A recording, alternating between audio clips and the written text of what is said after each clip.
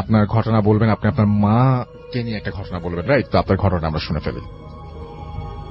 জি, খুব কাছ থেকে বলতে হবে প্লিজ। আমার নাম সম্রাট, আমি আসছি পুরান ঢাকা থেকে। জি। তো ভাইয়া এই স্টোরিটা আম্মুর থেকে কালেক্ট করা। জি। তো ওনাদের সময় তো অনেক আগে, জি। আম্মু, নানা ভাই, নানু সবাই মিলে, খালামুনিরা মিলে বিয়ে একটা অনুষ্ঠানে বিয়ের দাওয়াত খেতে গেছে। জি। তো এখনকার যে কমিউনিটি সেন্টার গুলো আর ওই টাইমের কমিউনিটি সেন্টার গুলো অনেক ডিফারেন্স ছিল, সেম না। জি। তো ওই টাইম গুলাতে ওনাদের বাচ্চাদের খেলার জন্য একটা আলাদা স্পেস, খেলার জায়গা ছিল। তো আম্মুরা, খালামুনিরা সবাই গেল, যেখানে খেলতেছিল জায়গাটা একটু গাছ টাছ জঙ্গলের মতো ছিল। তো আসলো বিয়ের দাওয়াত খেয়ে যখন বাসায় আসলো তখন থেকে আসল ঘটনাটা শুরু। জি, শুনি। তো সবাই, নানা ভাই নানু ঘুমাতো দুই তলায়, আর আম্মুরা খালামুনিরা ঘুমাতো এক তলায়। তো হঠাৎ করে রাতের বেলা গেট নক করছে, 3টা বাজে গেট নক করছে। নানু গেটের বাইরে আম্মুকে ডাক দিতেছে হঠাৎ করে। তো আম্মু বলতেছে কে কে? তো নানু বলে যে আমি, গেট খোল। তো আম্মু বলতেছে যে আপনি এত রাতে কেন আসছেন? তো বলতেছে ওর বাথরুমে যাবি না, ঘুমায় গেছিস, বাথরুমে তো যাস নাই। তো আম্মু বলতেছে না, আমি বাথরুমে যাবো না। তারপর নানু জোর করে একরকম গেট খুলে আম্মুকে বের করে বাথরুমে নিয়ে যায়। আর যে উনাদের বেডরুম আর ওয়াশরুমের মধ্যে একটু হেঁটে যেতে হতো, মাঝখানে জায়গা ছিল। তো বাথরুমে যখন মাম ঢুকার পরে গেট বাইরে থেকে লাগাই দেয় সাডেনলি। তখন মা ভয় পায় চিল্লাচিল্লি করে বলতেছে আমি গেট খুলেন, কি করতেছেন, গেট লাগাই দিলেন কেন বাইরে থেকে? ঠিক এতটুকু বলার পরই আম্মির চোখ যখন ওই বাথরুমের যে ইগুলো থাকে, তাকগুলা থাকে, যেখানে আমরা সাবান টাবান রাখি, তো ওখানে তাকা দেখে খুবই কুৎসিত নোংরা একটা অবায়ক, পুরা শরীর লোমশ। ওনার চোখ দেখা যাচ্ছে, চোখগুলো খুব লাল লাল, খুবই ভয়ঙ্কর, মুখ দিয়ে ডিসক্রাইব করার মতো না। আম্মুর দিকে তাকায় খুব নোংরা ভাবে, খুব কুৎসিত ভাবে হাসতেছিল। ভয়, আমি তখন একটু সাহস, পুরো ঢাকা মানুষ তো একটু সাহস দেখাই, গেট নক করছে, বাইরে এসেছে, গেট খুলেন করতে করতে আল্লাহর রহমত নাকি কোনো মতে গেটটা খুলছে। গেটটা খুলে আম্মু দিছে এক দৌড় দিয়ে দুতলায় নানা ভাই নানু ঘরে, গেট বাইতেছে। তো নানা ভাই নানু গেট খুললো। গেট খোলার পরই মমের ফার্স্ট কথা ছিল, আপনি এইভাবে আমাকে গেট লাগে কই চলে গেলেন, গেট লাগা দিলেন কেন বাথরুমের মধ্যে ঢুকা? তো নানা ভাইয়ের দিকে তাকে বলতেছে কই, আমি তো গেট টেট কোনো লাগাই টাগাই নেই। তো বলে হ্যাঁ আপনি তো এটা করছেন, আর এত তাড়াতাড়ি শাড়ি বদলাইলেন কেমনে? আপনি একটা সাদা শাড়ি পরা ছিলেন, এখন আবার এই শাড়ি এত তাড়াতাড়ি কেমনে পরলেন? তখন উনাদের বুঝতে দেরি হলো না যে এটা কি। তো সাথে সাথে আমাদের এখানে ভয় পেলে খুরচুন গরম করে ওটার মধ্যে লবণ দিয়ে জিবলার মধ্যে দেয়, ভয় বলে কমে। তো রাতে এটা করা হলো, সকালে ওস্তাদজি খবর দেওয়া হলো যে কি নাকি এরকম হলো। ঘটনাটা ব্যাখ্যা করা হওয়ার পরে ওস্তাদজি আমার সাথে কথা বললো, আর উনি উনার মতো করে তারপরে হুজুর যেটা বললো যে যা আসছিল ওই বিয়া বাড়ির ওই যেখানে খেলতে গেছিল ওইখান থেকেই আম্মুর সাথে করে আসছে জিনিসটা। আর এটা আম্মুর কপাল, নইলে আল্লাহর রহমত যে বাইচা গেছে, নইলে যারা আসছিল খুব ক্ষতি করার জন্য আসছিল। Thank you so much. Russell ভাই, আমি অস্ট্রেলিয়ার ক্যাপিটাল ক্যানবেরা থেকে বলছি। আশা করি আপনি ভালো আছেন, কারণ আপনি সবসময় রাসেল ভাই ভালোর দলে, এবং আল্লাহ আপনাকে সবসময় ভালো রাখুক। যাই হোক, আমি আজকে যে ঘটনাটা শেয়ার করব এটা আমার সাথেই বাস্তবে ঘটে যাওয়া। এটা ঘটেছে আমার সাথে 2016 সালের লাস্ট ইয়ার অগাস্টে। এন্ড তো সব থেকে ইটারনাল সত্য যেটা হচ্ছে, এটা আমার লাইফের সব থেকে বড় মিস্ট্রি এবং সব থেকে বড় প্যারানর্মাল বলবো না সুপারন্যাচারাল বলবো না কি, আমি আজ পর্যন্ত কোনো শোলা করতে পারিনি। It has been the most weirdest thing happen to me ever. এবং এটা জাস্ট আমি না, আমি সহ আমরা 4টা ফ্রেন্ডই, আমরা 4জনই ছিলাম, যে 4জনই এই ফেনোমেনাটা আমরা উইটনেস করেছি। এন্ড এটাকে আমি ফেনোমেনা বলবো মোর দেন প্যারানর্মাল, বিকজ এই যে জিনিসটা আমরা উইটনেস করেছি, it was completely within nature itself. এর জন্য আমি এটাকে একমাত্র নেচার এবং ইসলামিকলি আমি ইসলামিক ভাবে আমি এটার সলিউশন পেতে চাই এবং আমি অনেক খোঁজাখুঁজি করছি। সো মূল ঘটনায় চাই, 2016 সালে অগস্টে আমরা একটা উইকেন্ড আমরা প্ল্যান করি যে আমরা একটা উইকেন্ড গেটওয়ে করবো। Will go camping somewhere. So আমার ইউনির যথারীতি আমার ইউনির তিনটা ফ্রেন্ড আর আমরা একটা উইকেন্ড ডিসাইড করি যে আমরা নিউ সাউথ ওয়েলসে, because New south Wales is a beautiful place, is a place of wonder. New south Wales অনেক বিরাট একটা স্টেট এবং এই পুরোটা স্টেটের চারিদিকেই হচ্ছে সাগর, because Australia itself is a ocean continent. এটা চারিদিকে প্যাসিফিক এক সাইডে আর এক সাইড হচ্ছে Indian Ocean. So certainly it's surrounded by water. আমরা নিউ সাউথ ওয়েলস এর একটা জায়গা আমরা লোকেট করি, যেটা হচ্ছে এটার নাম হচ্ছে জার্ভিস বে। যারাই অস্ট্রেলিয়া থাকে সবাই এই জায়গাটা চিনবে, because it's a very good tourist attraction. যাই হোক, আমরা জার্ভিস বে একটা বিচ আছে, Heinze beach. It's one of the most famous beaches in the world for white sand. সাদা বালির বিচ গুলার মধ্যে সবথেকে ক্লিন বালির বিচ গুলার মধ্যে ওয়ার্ল্ডের মধ্যে এটা হচ্ছে একটা হাইন্স বিচ ইন জার্ভিস বে। আমরা হাইন্স বিচে চিন্তা করি যে আমরা ওইখানে ক্যাম্প করব। যাই হোক, সো আমরা ফ্রাইডে সিলেক্ট করে আমরা অগাস্টে আমরা ওই জার্ভিস বে উদ্দেশ্যে রওনা দিয়ে দিই। সো বলে রাখা রাসেল ভাই, ক্যানবেরা থেকে নিউ সাউথ ওয়েলস জার্ভিস বে যেতে আমাদের 4 আওয়ার সময় লেগেছিল। সো আমরা সকালে যেহেতু রওনা দিয়েছি, আমরা দুপুর 2টোর দিকে আলহামদুলিল্লাহ আমরা ওখানে রিচ করার পরে আমরা ক্যাম্প গ্রাউন্ড সিলেক্ট করি। ক্যাম্প গ্রাউন্ড আমরা গেড়ে আমাদের বারবিকিউ এর জন্য আমরা খাবার দাবার জন্য সব জিনিসপত্র নিয়ে গেছিলাম, চারকোল, উড। আমরা ফায়ার সাইট ওইখানে সেট করে আমরা আমাদের সোশ্যালাইজিং এ আমরা ব্যস্ত হয়ে যাই। সো এট ওয়ান পয়েন্ট দিন গড়িয়ে শেষ হয়ে আপনার সন্ধ্যা কমপ্লিট হয়ে যায় এবং পুরো সন্ধ্যা পড়ে যায় এবং এক পর্যায়ে রাতও চলে আসে। It was like complete moon, Russell ভাই। I can explain how beautiful it was. এবং অনেক হোয়াইট স্যান্ড গ্লো করছে and you can see the open Pacific, like equator দেখা যাচ্ছে and stars and everything. It was a mesmerising sight. So at one point like it was around 12:31ish and আমরা ফ্রেন্ডরা গল্প করছিলাম and আমরা আমাদের socialising করছি। we were just chilling about that moment. আমি কি বলবো আসলে, আমি ভাষা হারিয়ে ফেলছি। আমাদের সেন্স অফ ইমাজিনেশন লিটারালি মানে চেঞ্জ হয়ে গেল। ফার্স্ট সিরিজটা হচ্ছে, এইটা কিন্তু 2টা সিরিজে হয়েছে রাসেল ভাই। ফার্স্ট সিরিজটা হচ্ছে আমরা থার্ডিং নয়েজ, মানে থার্ড মানে বুম বুম, যেটা বুম নয়েজ যেটা বলে, এরকম থার্ড নয়েজ শুনতে শুরু করি ইন দ্য ইকুয়েটর, মানে ডিপ ওশনে। সো ফার্স্টলি আমার একটা ফ্রেন্ড বলে it could be military exercise. এরপরে আমি বলি যে ছোটবেলা জিওগ্রাফিতে দেখেছি যে ওয়েলস সিং এন্ড তিমি মাছ গান গায় বা তিমি মাছ হুইসেল করে আন্ডার ওয়াটার এবং এগুলো অনেক লাউড হয়। সো ওইগুলো আমরা ফান করতে শুরু করি। But that third began like thundering, মানে আরো স্ট্রং হতে লাগ। দেন we were alerted, না we have something serious on our hands. So তখন আমার একটা ফ্রেন্ড বলে উঠলো, না দূর যা, এটা মিলিটারি এক্সারসাইজ হবে deep in the ocean, like একটু ডিপ ওশানে মিলিটারি এক্সারসাইজ। আমি বলবো না, এত রাতে তো মিলিটারি এক্সারসাইজ হওয়ার কথা না firstly. Secondly new south wales এরিয়াতে মিলিটারি এক্সারসাইজ হয় না। মেইনলি এটা মিলিটারি এক্সারসাইজেস গুলো হয় ইন্ডিয়ান ওশানের ওই সাইডে, ধরেন পার্থ বা কুইন্সল্যান্ডের ওই সাইডে। যাই হোক, সো থার্ডিংটা চলছে। আমরা তখন আমাদের গল্প বাদ দিয়ে আমরা জাস্ট ওপেন ওশানের দিকে, মানে আমরা মিস্টেরিয়াস ভিশন নিয়ে আমরা তাকিয়ে আছি হচ্ছে কি। এন্ড দেন লাইক 10 minutes, যখন আমরা 10 minutes into time when we put our complete senses towards the ocean, যখন আমরা দেখছিলাম, that's when the second series approached Rasel ভাই। আমি এক্সপ্লেন করতে পারবো না what I saw with my bare eyes. আমরা দেখলাম যে from ocean, মানে পানির তলদেশ থেকে মনে হচ্ছে, মানে ইকুয়েটর থেকে দেখছি, ইকুয়েটরে আমরা দেখতে পাচ্ছি যে নিচের থেকে আলোর একটা সিরিজ অফ লাইট, বুঝেছেন, মানে ডিফারেন্ট আলো with different shapes, round, square, triangular, মানে শেপ উঠছে এবং they go down and they go up again and then at one point they went up towards the sky. আকাশের দিকে উড়লো।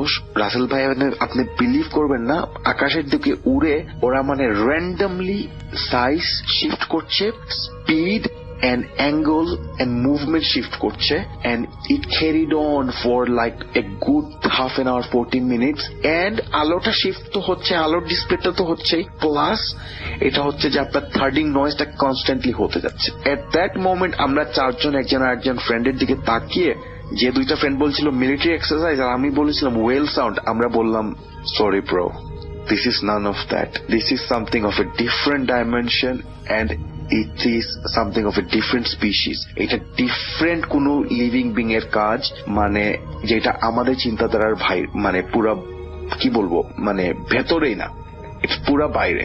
সো রাসেল ভাই, এই যে এক্সপিরিয়েন্সটা আমি করেছি, আমি জানি না আমি কি দেখেছি ও রাতে, কিন্তু ওই রাতের এক্সপিরিয়েন্সটা আমাকে ওয়ার্ল্ডের সম্পর্কে, আমরা যে দুনিয়াতে বাস করি ওইটার মানে সম্পর্কে আমার আইডিয়াটাই বদলে দিয়েছে। মানে this world is a full of mystery Russell ভাই, আমি যেটা মনে করেছি, এবং এইটার ঊর্ধ্বেও এইটার বাইরেও অনেক কিছু আছে that we don't know about, we don't and I don't even want to know about, to be honest, because আমি এত ভয় পেয়েছি ওই রাতে। It was a mysterious event of phenomenons, মানে এই ফেনোমেনন গুলো, it was a series of mysterious event. আমার কাছে কোনো আনসার নাই। তো আপনার শোতে আমাদের বড় ভাই, শ্রদ্ধেয় বড় ভাই বাবু ভাই ধরেন, বা যে আপনার আছেন ফর এক্সাম্পল আপনার হাফিজ মাইনুদ্দিন ভাই, অনেকে আসেন। আমি যদি এটা ইসলামিকলি রিলেট করতে চাই, এটা কি কোনো জিনের অ্যাক্টিভিটি, নাকি কোনো ইউএফও এলিয়ান ফর্ম কিছু, বা প্যারানর্মাল, নাকি আমার মনে, আমি যদি ইসলামিক ভাবে এটার কোনো জাজমেন্ট দিতে চাই বা কোনো ডিসিশন বা কোনো আমার কোনো অপিনিয়ন দিতে চাই, আমি মনে করি যে এটা খোয়াজ খিজির আলাইসাল্লাম একজন আমাদের ইসলামে আছেন, যিনি পানির তলের পানির নিচের নবী জানাকে বলা হয়, মনে হয় নাকি এরকম কিছু একটা। আমি ছোটবেলা আমি আমার আম্মু আব্বুর কাছে শুনেছিলাম। এটা কি এরকম কিছু হতে পারে? আপনারা যদি আমাকে একটা সোলাহা দিতে পারেন, বিকজ আমি ইন্টারনেট ঘাটাঘাটি করে বই পড়ে ব্রো, আমি ইন্টারনেট মেটেরিয়ালস রিসার্চ অনেক কিছু দেখি, স্কলার, ইভেন আমি আমার ইউনিভার্সিটি টিচারকেও এটা শেয়ার করেছি, but I couldn't find any answers. So অনেকক্ষণ আমি অডিও ক্লিপটা রেকর্ড করে পাঠালাম।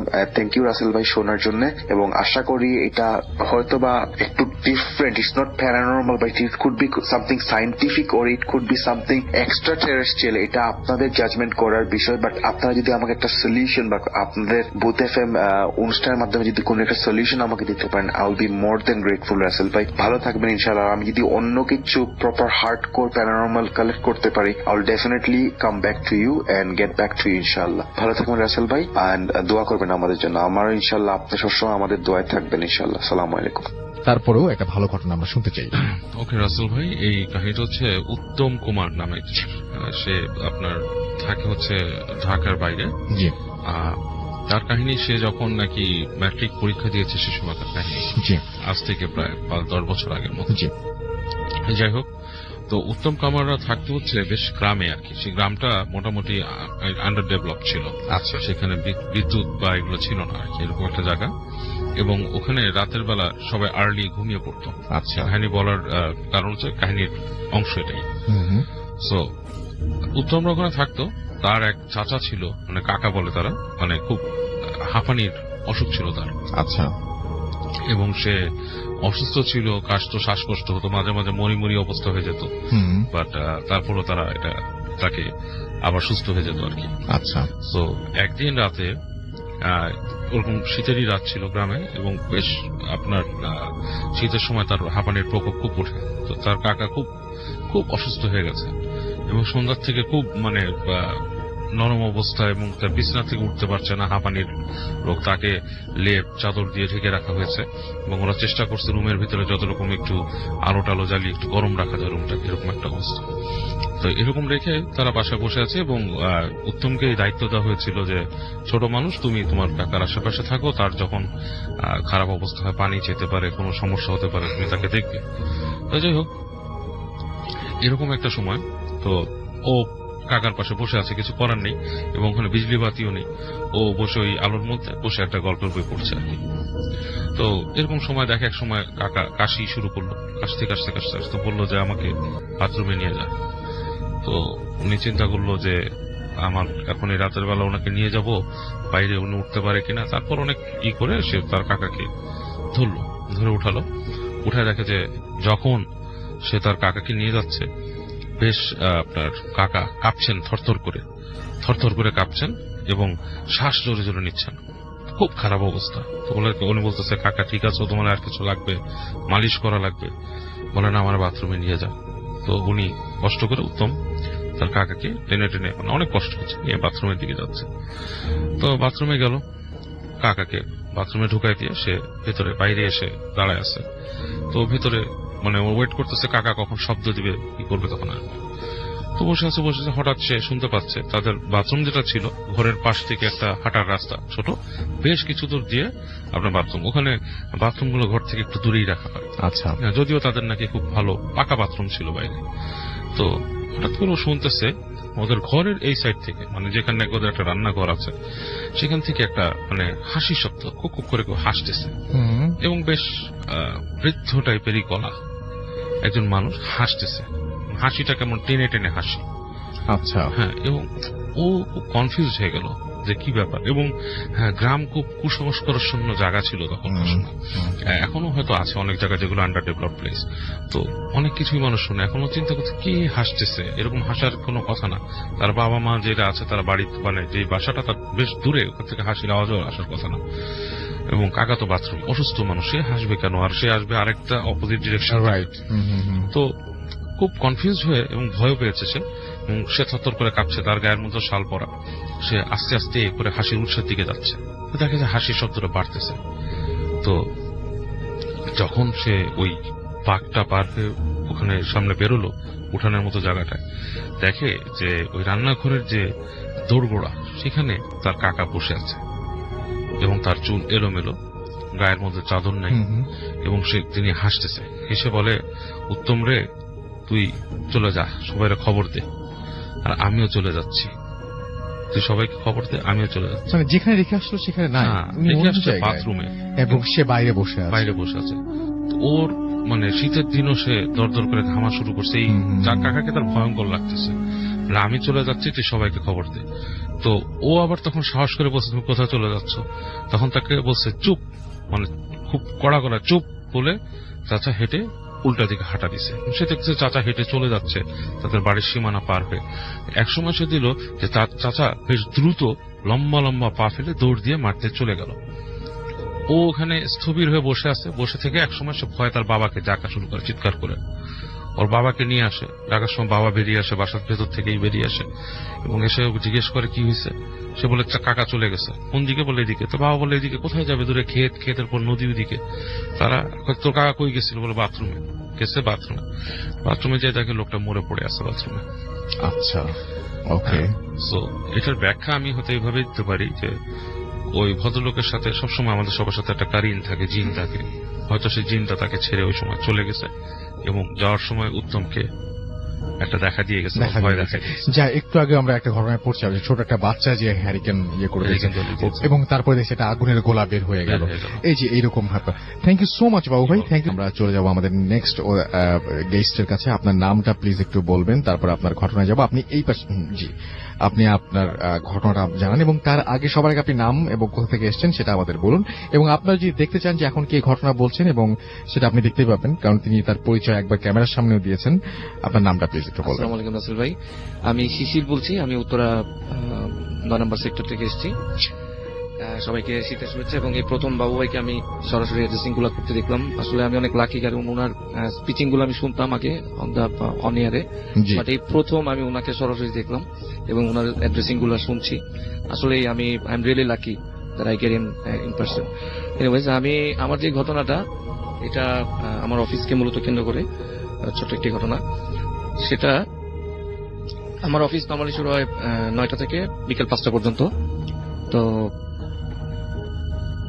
9টা থেকে বিকেল 5টা পর্যন্ত। তো আমি বের হই, যেহেতু একটা ফরেন ডিরেক্ট ইনভেস্টমেন্ট, তো এখানে আমাদের অফিসের পরেও কিছু সময় স্টে করা লাগে। আচ্ছা, হয়তোবা ঘন্টাখানেক বা এই সময়। তা এখন আমার যে ঘটনাটা আমি এক্সপিরিয়েন্স করছি, এটা হচ্ছে ঠিক 1 মাস আগের ঘটনা। তখন দিনটা ছোট হয়ে আসছে এবং তখন 5:15 কি 5:30 আজান দেয়, এরকম মাগরিবের আজান।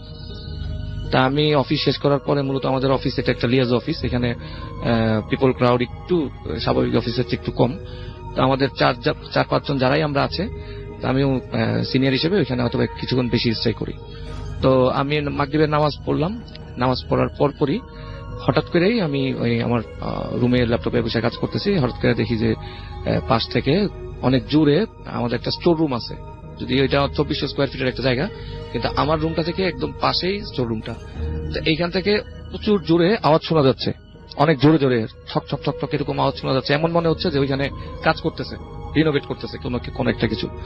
তো ফাইনালি প্রায় এটা 5 থেকে 7 মিনিট 10 মিনিটের মতো এটা এক্সিস্ট করছে এই ঘটনাটা, এবং এটা এর আগেও 2-3 বার আমার কানে আসছে, এবং আমার অন্যান্য কলিগরাও এই সেম জিনিসটা এক্সপিরিয়েন্স করছে। তো আমি হয়তোবা মনে করছি যে এটা শালম ভাই আমাদের অফিসের কনজারভেন্সি আছে, উনি হয়তোবা এই ব্যাপারটা কোনো একটা কিছু করছে, বা উনি কোনো রিনোভেশনের কাজে জড়িত সন্ধ্যার সময়। তো পরের দিন আমি জিজ্ঞেস করলাম ওনাকে সকালবেলা অফিসের সময় যে আপনি কালকে সন্ধ্যার সময় কোনো রিনোভেশনের কোনো কাজ করছেন কিনা।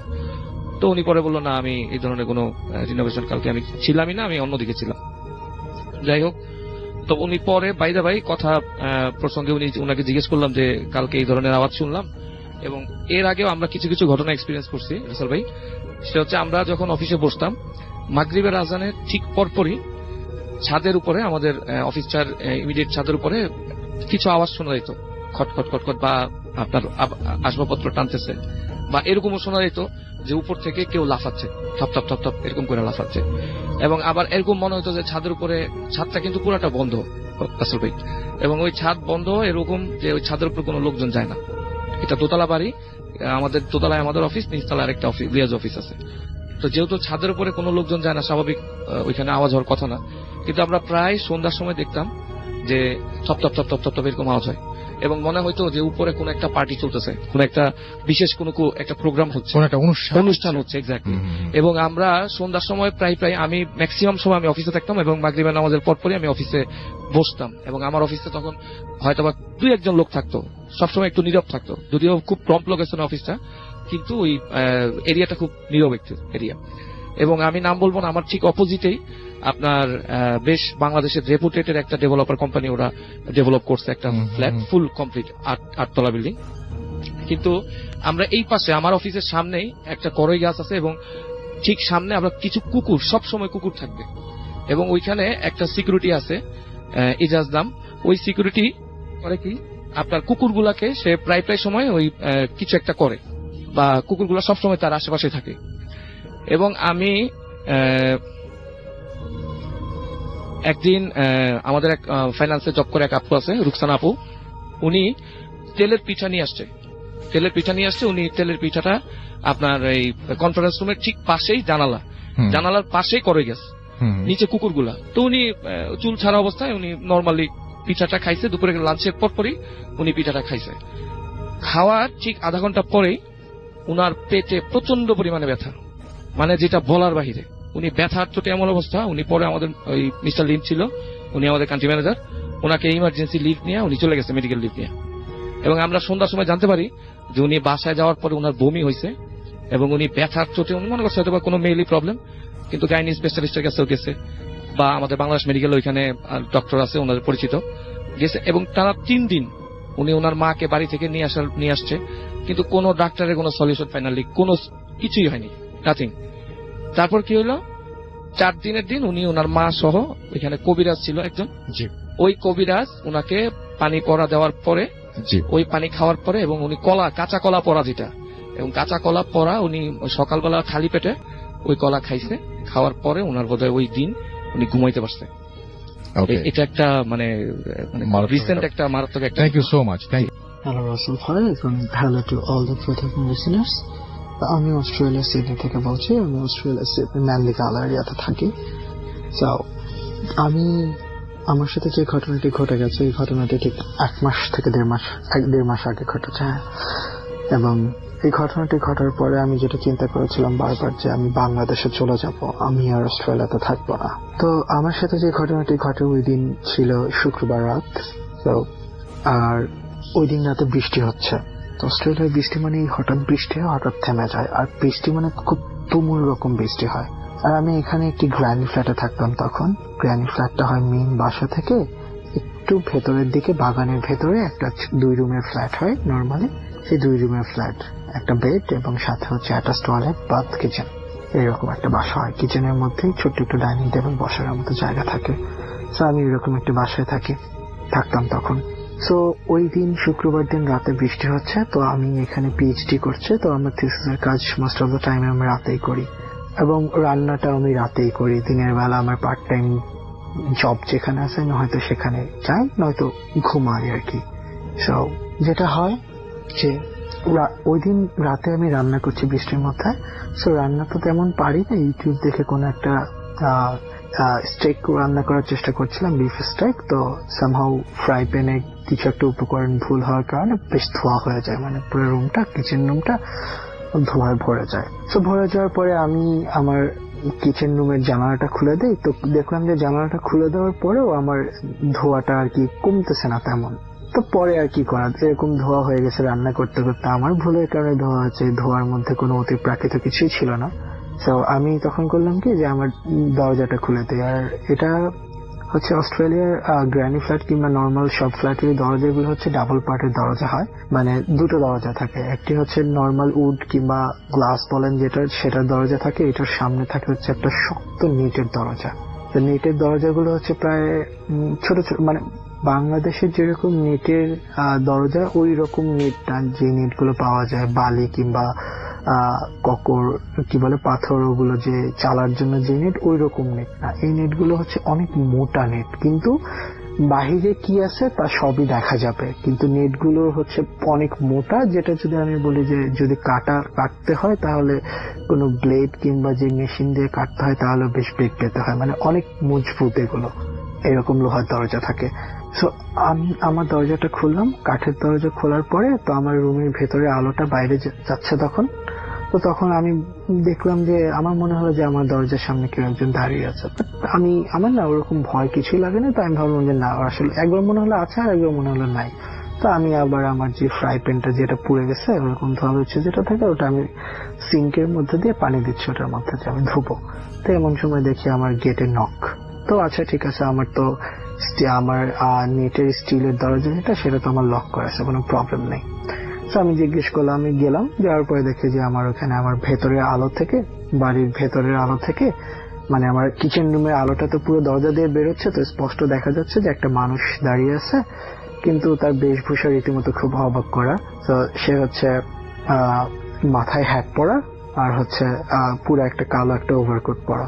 তো এত বৃষ্টি হচ্ছে, সে তেমন ভিজে নাই, মানে তার চেহারা ঠেহারা কিছুই ভেজা নেই, তার চেহারা আমি এত দেখতেও পাচ্ছি না, বাট তার হ্যাটটা হচ্ছে আমার নেটের যে দরজা সেটার সাথে সেই হ্যাটটা লাগিয়ে দাঁড়িয়ে আছে।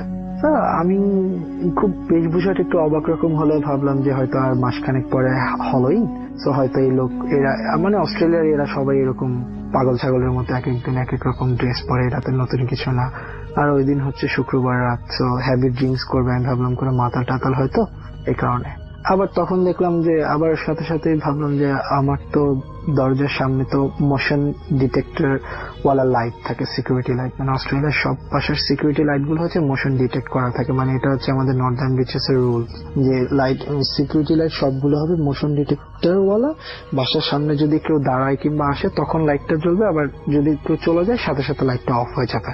তো আমি তখন দেখলাম যে আমার লাইটটাও জ্বলছে না, বাট সামনে এই লোকটা স্পষ্টই দাঁড়িয়ে আছে, আমি আমার ঘরের ভেতরে আলোতে দেখছি দরজা দিয়ে। তা ভাবলাম হয়তো ঝড় বৃষ্টি, হয়তো মোশন ডিটেক্টরটা নষ্ট হয়ে গেছে। তো ওই লোক নক করছে, তো আমি বললাম how can I help you.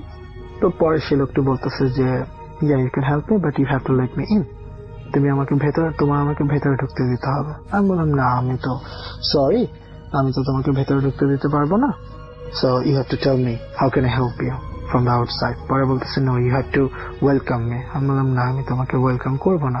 পরে সে আমাকে বলতেছে প্লিজ ওয়েলকাম মি। পরে আমি বললাম না, আমি তোমাকে ওয়েলকাম করবো না। পরে ও আমাকে বলে যে তুমি কি আমাকে ওয়েলকাম আসলেই করবো না? আমি বললাম না।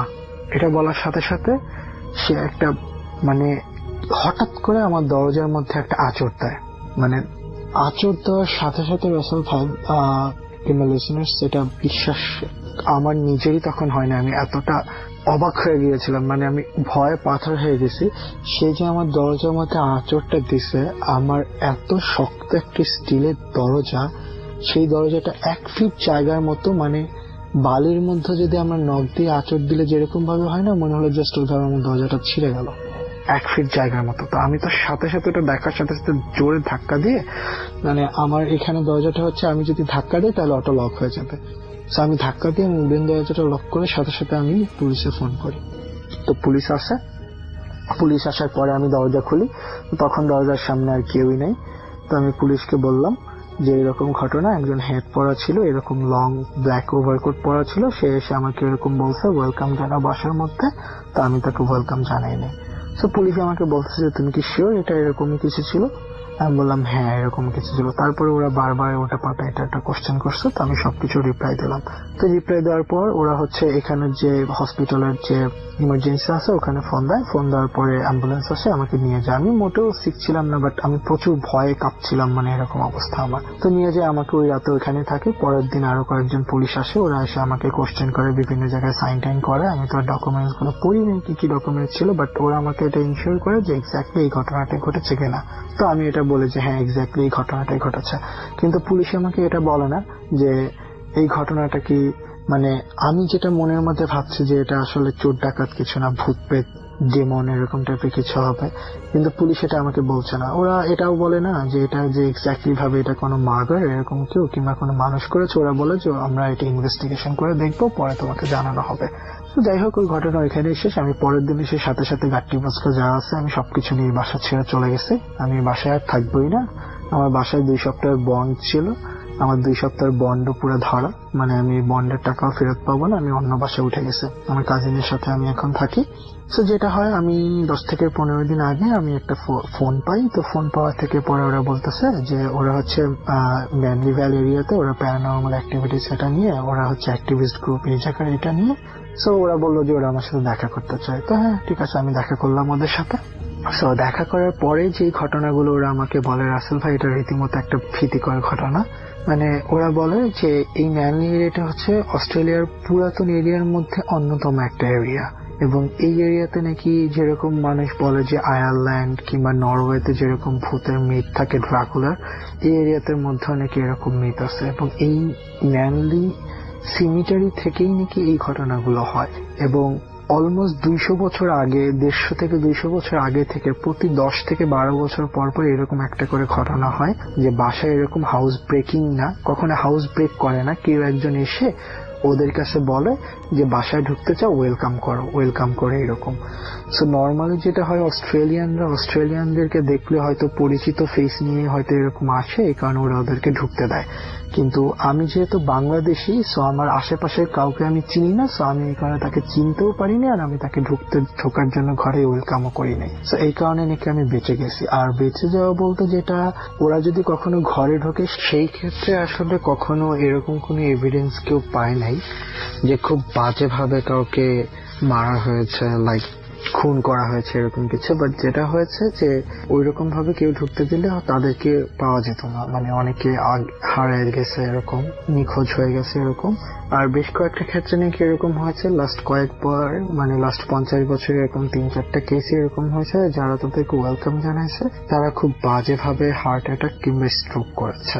এবং স্ট্রোক করার সময় কিংবা হার্ট অ্যাটাক করলে হসপিটালে গেলে তারা ওরকমই বলেছে যে একটা মানুষ আসছে, সে আসার পর ওয়েলকাম জানিয়েছে, আসার পরে সে যখন তার ঘরে ঢুকেই নাকি দেখে যে মানুষটা আর নাই, অদৃশ্য হয়ে গেছে। তো এরপরেই নাকি তার এরকম প্রচন্ড বুকে ব্যথা কিংবা জাস্ট এরপরে আর তার কিছু মনে থাকে না, স্ট্রোক কিংবা যেটাই হোক, সে ওরকম অসুস্থ হয়ে যায়। তো ওদের ভাষ্য মতে পুলিশ সেটা আগে থেকেই জানে, কিন্তু পুলিশ এই ব্যাপারে নীরব। সো বাবু ভাই গত সপ্তাহে যেটা বলেছে যে প্রত্যেক এরিয়ার পুলিশেরই একটা স্পেশাল ব্রাঞ্চ থাকে। সো আমার ক্ষেত্রে মনে হয় ঠিক এটাই হয়েছে, যে প্রথম দিন যে পুলিশরা এসেছিল, পরবর্তীতে আমার কাছ থেকে যারা সাইনটা নিতে এসছে, ওরা আসলে ম্যানলি এরিয়ার কোনো পুলিশ না, ওরা যে সিভিল ড্রেসে ছিল, সিভিল ড্রেসের পুলিশ ছিল। ওরা আমার কাছ থেকে এরকম সাইনটা নিয়ে চলে গেছে। সো এটাই ছিল আমার ঘটনা। আর এখন আমি অস্ট্রেলিয়াতে আছি, রীতিমতো আমার ভয় লাগে থাকতে অনেক সময়, এরকম এই ভয়টা আমার আজীবনে হয়তো থাকবে রাতের বেলা। সো থ্যাংক ইউ রাসেল ভাই, thank you all the listeners, সবাই ভালো থাকবেন, গুড ডে। আসলে চলে যাব আমাদের প্রথম অতিথির কাছে। এবং আমি যখন অফ এয়ারে তার কাছে এই ঘটনাটি শুনছিলাম, তখন আমার নিজেরই গায়ে কাটা দিচ্ছিল। আমরা অনেক সময় অনেক এক্সপেরিমেন্ট করি, যে সমস্ত আমাদের অনেক নিষিদ্ধ জিনিসের প্রতি আকর্ষণ থাকে, বিশেষ করে আমরা যদি বলি যে ব্ল্যাক ম্যাজিক, এই সমস্ত জিনিসের উপরে আমাদের অনেক আকর্ষণ থাকে, আমাদের আগ্রহ থাকে, অনেকের কথা বলছি, ঘাটাঘাটি করি এবং এক সময় নিজের অজান্তে কখন যেন নিজেকে জড়িয়ে ফেলি, তখন আর ফেরার কোনো পথ থাকে না। তো সেই রকমই একটা ঘটনা আমরা শুনবো। আমাদের সাথে আছেন মাসুম এবং আমাদের সাথে তিনি একটা ঘটনা শেয়ার করবেন। আমরা একটু শুনি তো কি হয়েছিল। Thank you very much Russell ভাই। ঘটনা শুরু করার আগে আমি একটা জিনিস বলতে চাই, আমার কিছু ফ্রেন্ডস এর কথা আমি বলতে চাচ্ছি। সরি, ফার্স্ট অফ অল যদি না বলি, আচ্ছা, দিবস, তারপরে হচ্ছে শাহেদ, বাবু এবং হচ্ছে হাসান, এই চারজন আমাকে স্টোরির ক্ষেত্রে প্রচুর স্টোরি কালেক্ট করার ক্ষেত্রে হেল্প করে। So thank you very much. And ঘটনা শুরু করি। সো ঘটনা শুরু করার আগে একটা জিনিস যেটা রাসেল ভাই বললেন, যে আমরা ইউজুয়ালি কি করি, আগ্রহ কম বেশি সবারই একটা ইয়াং এজে দেখা যায় প্যারানর্মাল বা সুপার ন্যাচারাল বিষয়গুলোর ব্যাপারে থাকে, এবং আমরা নানান রকম ভাবে এটা নিয়ে জানার চেষ্টা করি, রিসার্চ করি। সো এটা এমনই একটা ঘটনা যে, দেখুন রাসেল ভাই, সুপার ন্যাচারাল এবং টেকনোলজি দুটো কিন্তু সম্পূর্ণ ভিন্ন মেরুর দুটো বিষয়, দুটো ভিন্ন, একদমই ভিন্ন মেরু। যেখানে সুপার ন্যাচারালের জন্ম হচ্ছে অন্ধকার একটা জগতে, সেখানে প্রযুক্তি হচ্ছে সভ্যতার সর্বোচ্চ উজ্জ্বল আলোকিত একটা সেকশন। একদম। আমি যে ঘটনাটা এখন বলবো, এখানে সুপার ন্যাচারাল এবং হচ্ছে টেকনোলজি দুটো একসাথে মিলেমিশে একাকার হয়ে গেছে। ঘটনাটা এটা কালেক্টেড একটা ঘটনা, এই ভেরি রিসেন্টলি আমি ঘটনাটা জানি। তো এটা যার সাথে ঘটনাটা ঘটে বেশ কয়েক বছর আগে, সে তখন সে ইউনিভার্সিটি স্টুডেন্ট ছিল। আচ্ছা। সে একটা বেশ রিচ বা স্টেবল একটা ফ্যামিলিতে বিলং করতো। দুই ভাই ছিল, এবং যেটা হচ্ছে খুবই স্মার্ট একটা ছেলে, খুব brilliant student in every manner. সে তার সার্কেলে এমন ছিল যে technology freak, modern technology, any kind of thing যেটা নতুন আসছে বা আপডেটেড, সে তার সার্কেলের মধ্যে সবার আগে এটা এমন ছিল। সো হোয়াট হ্যাপেন যে সাডেনলি ওই বয়সে যেটা হয় যে এই টাইপের বিষয় নিয়ে আগ্রহ থাকে, তো সে আগ্রহ এই বিষয়গুলো নিয়ে জানার চেষ্টা করতো, রিসার্চ করতো। তো এটা করতে করতে যেটা হয় যে সাডেনলি সে এটার মধ্যে অনেক বেশি ইনভলভ হয়ে যায়। ইনভলভ হয়ে যাওয়ার ব্যাপারটা এমন হয় যে সবাই ইভেন্চুয়ালি টের পায়। প্রথম দিকে কেউ এটা বুঝতে পারে না যে এটা কতটা ইম্প্যাক্টটা কেমন, সে কতটা ইনভলভ। যেটা হয় যে একসময় সে অসুস্থ হয়ে যায়, এবং অসুস্থ হওয়ার পরে যখন সে হসপিটালাইজ ছিল, তখন হচ্ছে তার ফ্রেন্ডরা এটা জানতে পারে যে ওকে ফাইন, সে এতটা ডিপলি ইনভলভ। এবং তার বাসায় যাওয়ার পরে বেসিক্যালি সে যখন হসপিটাল থেকে ব্যাক করে, যে একটা মানুষ যদি দিনের পর দিন একটা রুমের মধ্যে like for 1 month or 2 month আপনি যদি জাস্ট প্রয়োজনের বাইরে ঘর থেকে বের হননি, অন্ধকার একটা ঘর যেমন একটা এনভায়রনমেন্ট হবে, এই ধরনের একটা অবস্থা। এটা দেখে তার ফ্রেন্ডরা বেশ আর কি হয়ে যায় যে মানে কেমন লাইক সুপার ন্যাচারাল বিষয়ে আগ্রহ থাকা, এটা নিয়ে জানা, রিসার্চ করা, দ্যাটস ডিফারেন্ট থিং। এতটা ইনভলভ যে তুমি নিজের প্রতি খেয়াল রাখার সময় পাচ্ছ না, বা তোমার রেগুলার লাইফ হ্যাম্পার্ট হচ্ছে, এটা কোনোভাবে অ্যাকসেপ্টেবল না। তার ফ্রেন্ডরা তার ফ্যামিলিতে ইনফর্ম করে, এবং সেই ছেলে যার সাথে ঘটনা, সে তখন একটা স্টুডিও অ্যাপার্টমেন্ট নিয়ে থাকতো, একটা বাইরে একটা রুম, তার মাঝখানে একটা ছোট করিডোর, দেন ভেতরে তার বেডরুমটা ছিল, এরকম একটা সেট আপ। এবং ফার্স্ট যে রুমটা, ওই রুমের সাথে হচ্ছে অ্যাটাচ টয়লেট। এই ছিল তার বাসার ডিজাইনটা। এনিওয়েজ, সো যেটা হয় যে তার ফ্রেন্ডরা তার ভালোর জন্য, তাকে থামানোর জন্য তার ফ্যামিলিকে এটা ইনফর্ম করে, বাট এটার ইম্প্যাক্টটা নেগেটিভ হয়। সে এই জিনিসটাকে একটা বিট্রায়াল হিসেবে নেয় এবং তার ফ্রেন্ডের সাথে যোগাযোগ বন্ধ করে দেয়। এর পরবর্তীতে যে ঘটনাগুলো ঘটে, বেশ লং টাইম পর্যন্ত এটা কেউ জানতো না, তার ফ্যামিলি বা খুব ক্লোজ লোকজন ছাড়া। পরবর্তীতে এটা ভেরি রিসেন্টলি, আমি লাস্ট টাইম যখন কিছুদিন আগে আসি আপনার এখানে, তো তার পরবর্তীতে সে এটা নিজে থেকে আগ্রহ দেখিয়ে আমার সাথে যোগাযোগ করে এবং এই ঘটনাটা শেয়ার করে, এবং আমাকে বলে যে ইফ ইউ ওয়ান্ট আপনি এটা শেয়ার করবেন। বাট স্পেসিফিক আমি আপনাকে বলছিলাম রাসেল ভাই যে তার এই রিসার্চের অনেক ইনফরমেশন বা এই ঘটনার অনেক কিছু সে আমাকে স্পেসিফিক ভাবে মানা করে দিয়েছে, এগুলো তুমি কোনোভাবে শেয়ার করবে না। আচ্ছা, সেটা শেয়ার করা যাবে না। করা যাবে না। সো আমি এই জায়গাগুলো বাদ রাখছি, জাস্ট বেসিক ঘটনাটা যতটুকু শেয়ার করা আমি এটা বলছি। ঘটনার শুরুটা বেসিক্যালি এভাবেই হয় তার আগ্রহের জায়গা থেকে, তার রিসার্চ থেকে। তো আপনি জানেন আসল ভাই যে আমরা যখন ওয়েব ব্রাউজ করি, ওয়েবের বেসিক 3টা স্তর থাকে, যে রেগুলার বা সারফেস ওয়েব, ডিপ ওয়েব এবং ডার্ক ওয়েব, সবচেয়ে ডিপেস্ট। এবং আমরা 73% আই গেস, আমার এটা ভুল হতে পারে, যে সারফেস ওয়েবে পাই, বাকি পুরো ব্যাপারটা থাকে ডিপ ওয়েব এবং ডার্ক ওয়েবে। তো সেই ছেলেটি যেটা করে, ও ডিপ ওয়েবে বা ডার্ক ওয়েবে ব্রাউজ করতে করতে এই সুপারন্যাচারাল বা ডিমোনোলজি, দিস কাইন্ড অফ থিং নিয়ে রিসার্চ করতে থাকে, এবং সে একটা ওয়েবসাইট খুঁজে পায়। ওয়েবসাইটটা যেটা ছিল সামথিং লাইক এ চার্চ, ওকে, একটা কাল্ট বা চার্চ টাইপের একটা ওয়েবসাইট সে খুঁজে পায়। তো প্রথম খুঁজে পাওয়ার পরে তার কাছে এটা বেশ ইন্টারেস্টিং লাগে যে এ ধরনের তো অনেক স্ক্যাম বা প্র্যাঙ্ক থাকে, মজা করার জন্য অনেকে অনেক ওয়েবসাইট করে, কাল্ট করে। তো সে এই টাইপের কিছু একটা দেখে। তো এই জিনিসটা একটু ডিফারেন্ট ছিল, খুব বেসিক একটা লেআউট ওয়েবসাইট এবং খুব বেশি ইনফরমেশন দেওয়া নেই।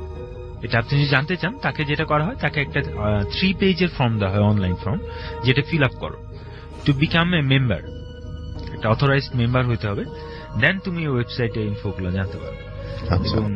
মানে আমরা বলতে যাচ্ছি আসলে মানুষ কিভাবে পেঁচায়, আপনি দেখেন কিভাবে জড়িয়ে যায়। এবং ইউজুয়ালি ভাই একটা আপনি যদি অনলাইন একটা কিছু রেজিস্ট্রেশন করেন, আপনার বেসিক কিছু ইনফরমেশন যাবেই সেখানে।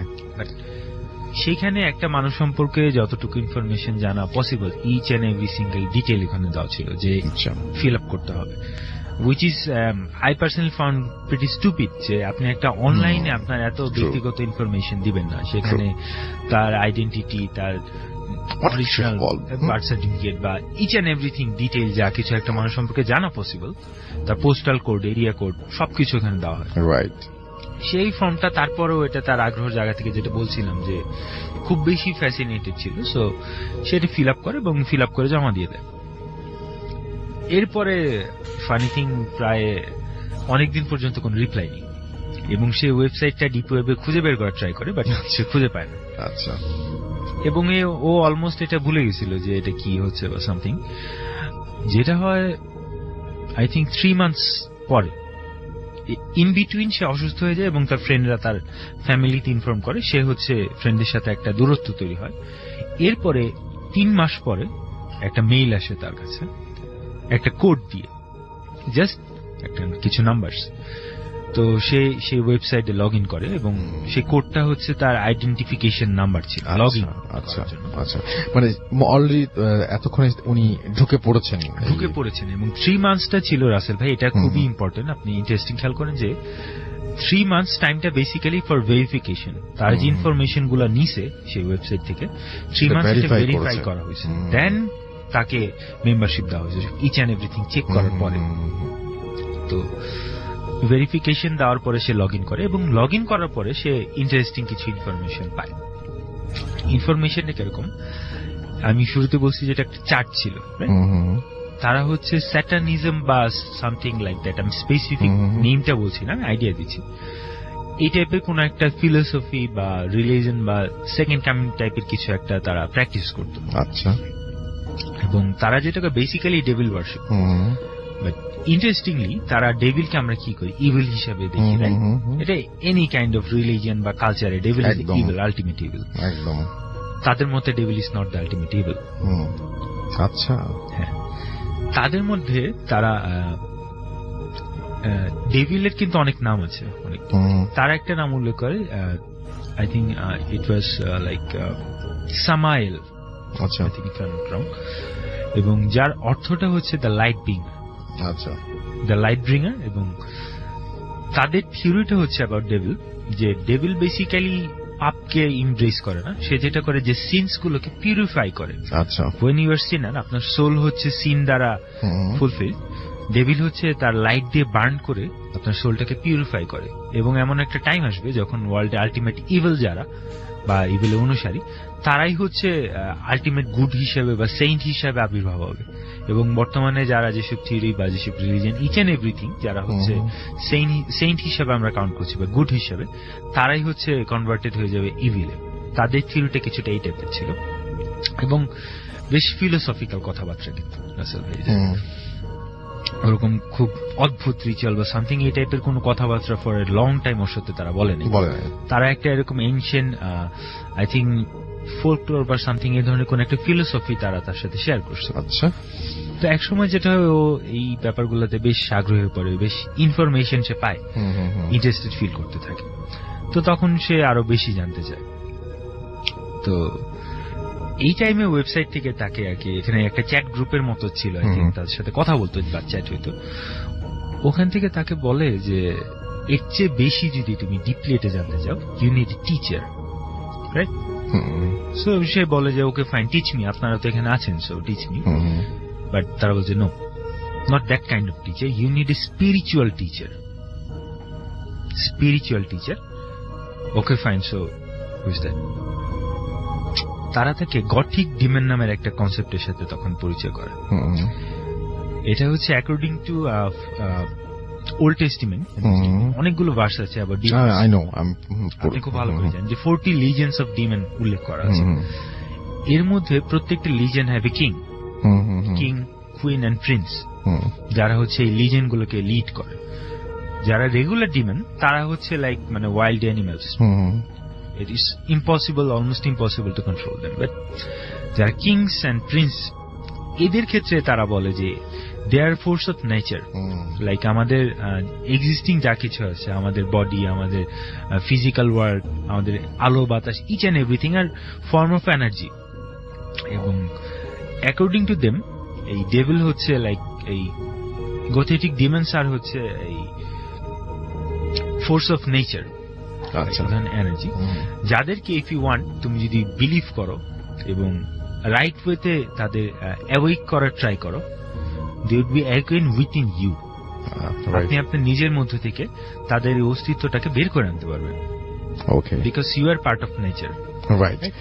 তারপরে কি ঘটলো ওনার জীবনে? তারপরে কি হলো? এরপর তাকে যেটা করা হয় যে বেশ কিছু এরকম রিচুয়াল দেওয়া হয় এবং এটা ইন্টারেস্টিংলি বেশ লং টার্ম একটা রিচুয়াল।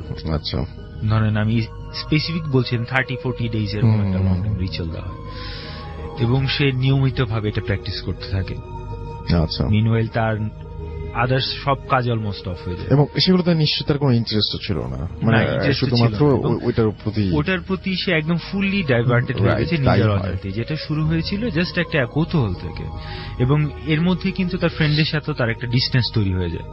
সেটা যে শেয়ার করবে কারোর সাথে এই উপায় নাই, সে কমপ্লিটলি এটার মধ্যে ঢুকে যায়। আচ্ছা, তো ফাইনালি যেটা হয়, যেদিন the last day ritual complete হয়, সে সন্ধ্যা থেকে বসে এটা প্র্যাকটিস করতে থাকে, ইনচ্যান্ট করতে থাকে বা সামথিং।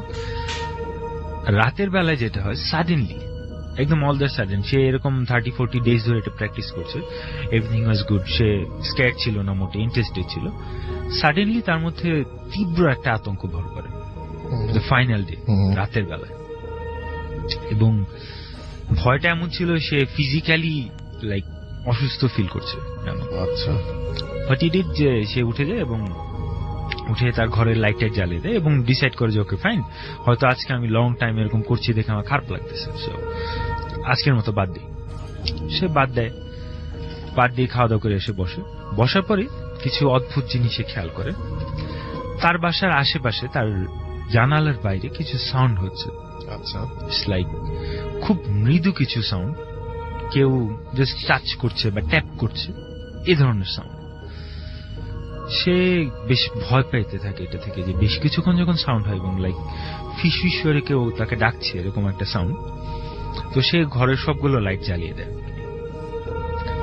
লাইট জ্বালিয়ে দেওয়ার পর ইউজুয়ালি তো লাইট থাকলে আমাদের ভয় কম করে, খুবই স্বাভাবিক। ফার্স্ট যে ঘটনাটা ঘটে, তার বাইরের রুমে বিবরণ দিচ্ছিলাম যে স্টুডিও অ্যাপার্টমেন্টে থাকতো, বাইরে একটা রুম, রুমের সাথে অ্যাটাচড একটা বাথরুম এবং এরপরে একটা ছোট করিডোর যেটা ক্রস করে তার বেডরুম, এই প্যাটার্নে। তার ওয়াশরুমের লাইটটা কেটে যায়। আচ্ছা, সাডেনলি এটা প্রথম হলো, ফার্স্ট। আচ্ছা, তারপর সেই রাতে, এটা এক রাতের ঘটনা, এবং সে এটা চেক করতে যায়। চেক করে যখন ওয়াশরুমের ডোর ক্লোজ করে আসতে নেয়, সে ফিল করে ওয়াশরুমের ভিতর হয়তো কেউ আছে। যে অন্ধকার হয়েছে তারপর থেকে অস্তিত্ব টের পাওয়া শুরু করেছে। এক্স্যাক্টলি।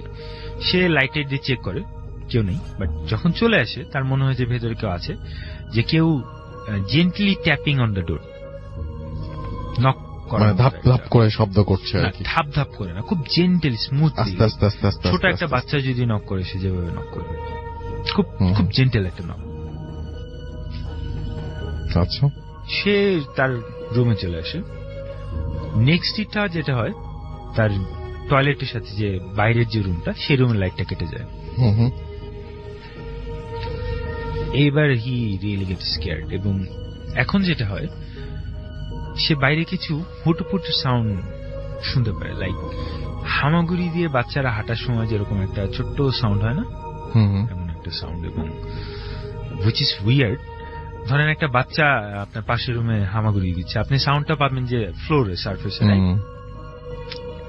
সে সাউন্ডটা পেতে থাকে ছাদে। ছাদে বলতে তার উপরের ফ্লোরে না, তার সিলিং এ, লাইক যেখান থেকে ফ্যানটা ঝুলছে। আচ্ছা, একদম সিলিং এর মধ্যে, লাইক আপসাইড ডাউন। রাইট, আমি বুঝতে পেরেছি। ফ্লোরে না হেঁটে ছাদে হাঁটছে। নেক্সট গেস্টের কাছে যাব। আপনার নামটা প্লিজ একটু বলবেন, তারপর আপনি কোথা থেকে এসেছেন, তারপর আপনার ঘটনা শুনবো আমরা। যে কোনো একটি, যেটি সবচাইতে ভালো লাগে আপনার কাছে, সেই ঘটনা দিয়ে শুরু করুন। হাই লিসেনার্স, আমি রাসেল বলছি। আমি ধানমন্ডির জিগাতলা থেকে এসেছি। তো আমি যে ঘটনাটা আজকে শেয়ার করব সেটা হচ্ছে আমার গ্রামে ঘটে যাওয়া একটা ঘটনা, আমার ফ্রেন্ডের কাছে শোনা। তো ঘটনাটা তার দাদার সাথে ঘটছে, সেটা 2010-এর ঘটনা। তো তখন উনি ওনাদের বাড়ির পাশে একটা মসজিদ ছিল। তো ওনাদের বাড়ির বর্ণনাটা আগে দিয়ে নেই। তো ওনার বাড়িটা ছিল একটা পুকুরের পাশে। তো পুকুরের পাড় দিয়ে যখন পুকুরের পাড় দিয়ে যাতায়াত করতে হয়, তো আরেক পাশে ছিল জঙ্গল। তো উনি প্রতিদিনই প্রায় মানে মুয়াজ্জিনের কাজটা উনি করতেন। তো মানে ভাল লাগতো, তো উনি আজান দিতেন রেগুলার আজান। আচ্ছা, তো ঠিক উনি ঘড়ি দেখতে হতো না। তো ওনার যেটা হইতো যে প্রত্যেক দিনই প্রায় একটা টাইমে ঘুম ভাঙতো, আর সেটা হচ্ছে ফজরের টাইমে। তো ওই টাইমে উনি চাইতেন প্রত্যেক দিনই যে মসজিদে আজান দিতে। তো সেই দিনও ঘটনার দিন আর কি। তো ওনারও ঘুম ভাঙার পর উনি আর ঘড়ির দিকে খেয়াল করে নাই।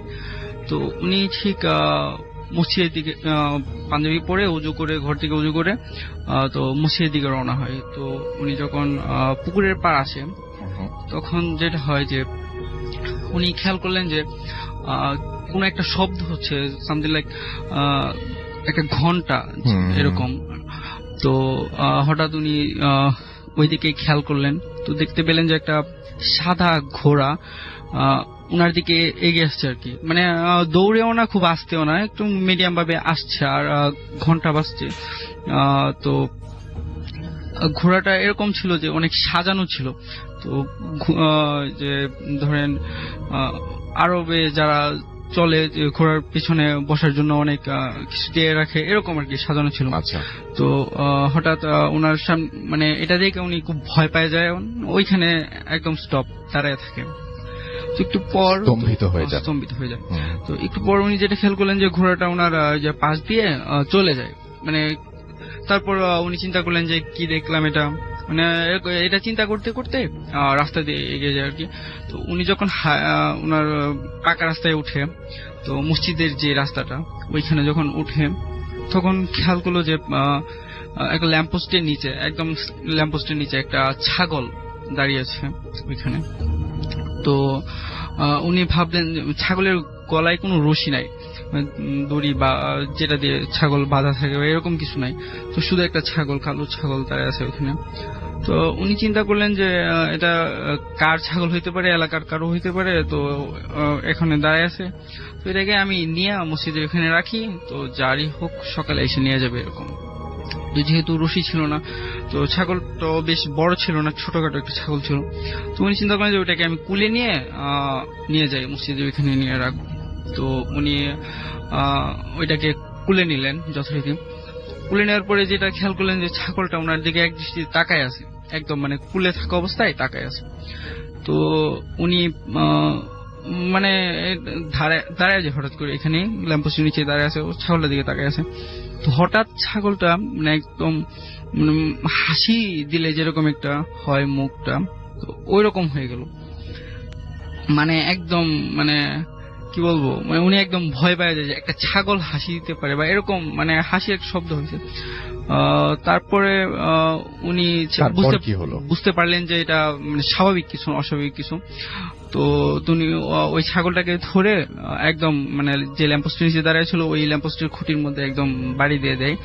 তো বাড়ি দেওয়ার সাথে সাথে ওইটা নিচে পড়ে যায়, হাত থেকে ছাইড়ে দেয়। তো নিচে পড়ে যায় এবং সাথে সাথে একদম একটা কাক হয়ে যায়, কালো কাক হয়ে যায়, এবং কাক হয়ে এটা উড়ে যায়, এখান থেকে উড়ে যায়। তো উনি মানে এই বিষয়টা নিয়ে অনেক ভয় পায়। উনি বাসায় ফিরে যায় না, উনি আবার মানে মসজিদের দিকে যায় আর কি। তো মসজিদটা টিন শেড ছিল, তো চাবি ওইখানে রাখা থাকতো। তো উনি চাবিটা নিয়ে মসজিদের তালা খুলে ভিতরে যায় এবং লাইট জ্বালায়। উনি যেটা খেয়াল করলেন যে এখন মানে ঘড়িতে, মসজিদের ওখানে ঘড়ি ছিল, তো দেখলো যে 2:30 বা এর আশেপাশে আর কি, মানে 2:30 বাজে।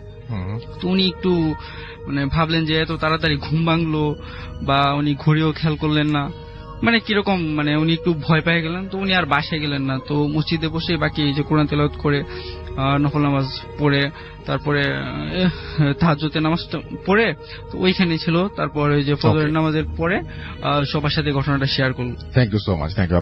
যে অডিও ক্লিপটি চমৎকার একটি অডিও ক্লিপ, এবং তারপরে আবারও ফিরে আসবো, সেই পর্যন্ত আমাদের সঙ্গে থাকুন। আসসালামু আলাইকুম রাসেল ভাই, আমি ক্যানবেরা অস্ট্রেলিয়া থেকে বলছি। আজকে কাজের ব্রেকে আমি আমার ফ্রেন্ডের সাথে অ্যাকচুয়ালি কথা বলছিলাম। সো কথা বলার সময় সে আমার সাথে একটা স্টোরি শেয়ার করেছে। So actually what a coincidence, ওই ফ্রেন্ডটা হচ্ছে যে যার সাথে যে আমরা জার্ভিস পেয়ে গেছিলাম, সে ওই 4 জনের মধ্যে একজন ছিল, মাইকেল। সো মাইকেল আমাকে যেটা বলছিল, মাইকেলের ঘটনা হচ্ছিল একটা রোডের উপর বেস করে, মানে সে ওই ইনফ্যাক্ট এই ঘটনাটাও নিউ সাউথ ওয়েলসে। সো আমি জানি না নিউ সাউথ ওয়েলস নিয়ে এত ঘটনা কেন আছে অস্ট্রেলিয়ায়, বিকজ এই স্টেটটা অনেক বড় এবং Australia is A mysterious continent. কারণ যেখানে এত মানুষ কম, জাস্ট জঙ্গলে, পাহাড়ে, স্ট্রিমস এন্ড সাগরেই ঘেরা, এখানে তো আমি মনে করি প্যারানর্মালের অস্তিত্বটা বেশি থাকবে হয়তো, বিকজ এখানে মানুষজনের টাচ খুবই বেশি। কারণ ধরেন নিউ সাউথ ওয়েলস ধরেন অথবা নর্দার্ন টেরিটরি, এরকম স্টেটে মানে কিছু জায়গা আছে যেখানে আধুনিকতা ধরেন বা মানুষের টাচই পড়ে নাই, এরকম অনেক জায়গা আছে। ইভেন আমিও ট্রাভেল করেছি অনেক জায়গায় এরকম, যে এখানে অনেক রিমোট, মানে খুবই নীরব। সো এনিওয়েজ ওই সুবাদে মাইকেল আমাকে একটা ঘটনা বলছিল। মাইকেল একবার ওর আসলে ওর কাজিন থাকতো বেটসম্যান বে নামক একটি জায়গায়, যেটিও নিউ সাউথ ওয়েলস এর একটি শোর অঞ্চল, মানে একটি কোস্টাল অঞ্চল, একটি কোস্টাল স্মল টাউন বেটসম্যান বে। সো বেটসম্যান বে আমি নিজেও গিয়েছি। বেটসম্যান বে রাস্তাটা মানে অনেক অনেক অনেক ডেয়ারিং ভাই, মানে কি বলবো আপনাকে রাসেল ভাই, আপনি বিলিভ করবেন না, মানে ইটস লাইক টেকনিক্যালি, মানে আপনি যদি বান্দরবন ট্রাভেল করে থাকেন, যে এরকম পাহাড় ঘেঁষে রাস্তা, কিন্তু রাস্তাগুলো একটু চওড়া বাট ভেরি ডেয়ারিং টার্নিংস, এবং একদিকে পাহাড়, উঁচু পাহাড় উঠে গেছে হাজার হাজার ফিট উপরে, আর নিচে হচ্ছে আপনার প্যাসিফিক ওশান। সো খুবই চ্যালেঞ্জিং একটা ট্র্যাক। সো মাইকেল যেটা বলছিল যে সে ওর কাজিনের সাথে একবার উইকেন্ড কাটাতে বেটসম্যান বে যায়। সো যথারীতি সে উইকেন্ড কাটিয়ে সানডে অ্যারাউন্ড 9:30-10 সে ডিনার করে ওর কাজিনের কাছ থেকে বিদায় নিয়ে সে আর তার আরেকটা ফ্রেন্ড ওরা ক্যানবেরার উদ্দেশ্যে রওনা দিচ্ছে। সো আমি আপনাকে বলে রাখি রাসেল ভাই, ক্যানবেরা থেকে বেটসম্যান বে যেতে লাগে গোটা 2.5 ঘন্টার মতো। So it's not actually that fur, because খুবই কম ট্রাফিক থাকে ওই রোডে, এবং রোডটা খুবই ফ্রি থাকে, বাট অনেক ডেয়ারিং টু ড্রাইভ, অনেক চ্যালেঞ্জিং। সো মাইকেল অ্যাকচুয়ালি আসছিল, সে পাহাড়ের ভিতর দিয়ে এই পাসগুলা যাচ্ছে, স্নেক পাস বলে ওইটাকে, ওইটা টার্নিং গুলা যাচ্ছে, সে চালাচ্ছে on the speed limit. So all the sudden সে যেটা খেয়াল করলো যে ওর সামনে, গাড়ির সামনে জঙ্গলের ভিতর থেকে দুটো অনেক বড় সাইজের ক্যাঙ্গারু ওর গাড়ির সামনে এসে পড়লো। সো সে কি করলো, because the road was free, say kangaroo গুলোকে কাটিয়ে সে রং সাইডে দিয়ে গেল, গিয়ে ক্যাঙ্গারু গুলাকে পাস করে সে আবার তার লেনে চলে আসলো। এন্ড দেন ওনারা, বিকজ ক্যাঙ্গারু গাড়ির সামনে পড়ে এবং ক্যাঙ্গারু মারা অস্ট্রেলিয়াতে খুবই রেগুলার একটা প্র্যাকটিস, খুবই স্বাভাবিক, বিকজ এত রিমোট আর ওয়াইল্ড লাইফ অস্ট্রেলিয়াতে যে হাইওয়েতে এরকম পড়তেই পারে। আমরা যে সময় সিডনি মেলবোর্ন চালিয়ে যাই অনেক শখানিক ক্যাঙ্গারু আমরা আমাদের ট্রাভেলে দেখি যে রাস্তায় মরে পড়ে আছে। সো এটা একটা regular practice. So according to that Michael এটা আসলে পাত্তা দেনি, সে গাড়ি চালাচ্ছিল। সো অ্যারাউন্ড 10-15 মিনিটস লেটার ছাড়া আরবার যেটা খেয়াল করলো, এইবার সেম সাইজের দুটো ক্যাঙ্গারু একটা ওদের সামনে এসে পড়লো। সে এগেইন ওটাকে ক্রস করলো এবং ক্রস করার উইদিন 10 সেকেন্ডস আরেকটা সামনে এসে পড়লো। পড়ার পরে যেটা হলো যে গাড়ির সামনে একদম মানে ওর যেটা গ্রিল আছে, রেডিয়েটারের যে গ্রিলটা আছে, ওখানে বাড়ি খেলো ক্যাঙ্গারুটা এবং খাওয়ার পরে গাড়িটা খুব বড় একটা স্ট্রোক মারলো কি গাড়িটা একটা থ্যাকান মেরে গাড়িটা স্টার্ট অফ হয়ে গেল। সো দিস টাইম মাইকেল খুবই ফ্রিকড আউট হয়ে গেল, because it was like around 11:30 in the night. ওরা একটা রিমোট নিউ সাউথ ওয়েলস এর একটা রিমোট হাইওয়ের উপরে আছে, যেখানে মানে বলতে গেলে হাফ এন আওয়ার 40 মিনিটসও কোনো অনকামিং বা অনগোয়িং ট্রাফিক থাকে না, মানে একদম নীরব একটা জায়গার মধ্যে ওর friend stuck. So first thing ওরা যেটা করলো যে গাড়িটা বাড়ি খাওয়ার পরে সে কোন রকম গাড়িটাকে সাইড করলো রোড থেকে এবং ইমার্জেন্সি লাইটস গুলো জ্বালিয়ে ওরা ভিতরেই আসলে ডিসাইড করছিল যে বাইরে গিয়ে দেখবে কিনা না। ওকে ফাইন।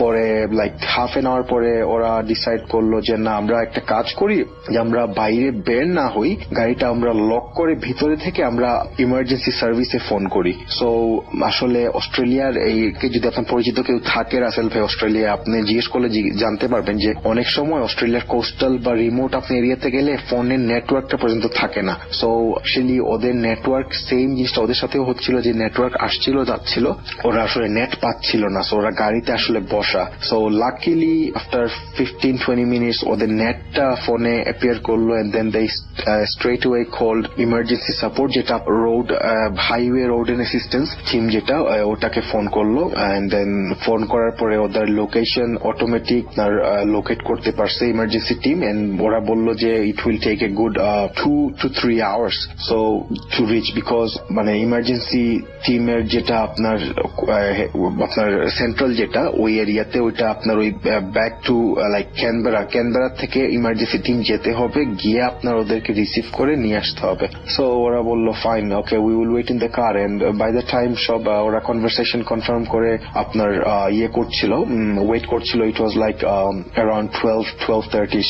সো ওরা গাড়িতে আসলে বসে আছে রীতিমতো এন্ড লাইট অফ করে দিয়ে ওরা জাস্ট চুপচাপ বসে আছে। And they are like Michael lit up a cigarette and he was talking to his friend. All the sudden সে যেটা দেখলো যে ভাইয়া মানে রাসেল ভাই ও দেখার জন্য আসলে তৈরি ছিল না। ওর ফ্রেন্ড ওকে ট্যাপ করে ওর রাইটে দেখতে বললো, মাইকেল দেখো ওটা কি। সো ও যখন রাইটে তাকালো, মাইকেল যেটা আমাকে বলছিল, সে দেখলো যে 5 থেকে 7টা kangaroo, each of them were like glowing red, মানে সবগুলা গ্লো করছে রেড কালারে, এবং ওরা ওই সাইড থেকে দৌড়িয়ে ওদের গাড়ি ক্রস করে জঙ্গলের এই সাইড দিয়ে ঢুকছে। এবং ক্যাঙ্গারু গুলা, মাইকেল এইটা দেখে মানে ও বলল যে this was like the worst nightmare I've ever faced. মানে আমি বিলিভ করছিলাম না, I thought I was hallucinating, but আমার ফ্রেন্ড আমাকে যখন ট্যাপ দিয়ে রেখেছে আমরা দুইজনই আসলে একসাথে দেখছি। এন্ড দেন লাইক 10 মিনিটস ওই ক্যাঙ্গারু গুলা পাস করার পর নাথিং হ্যাপেন্স।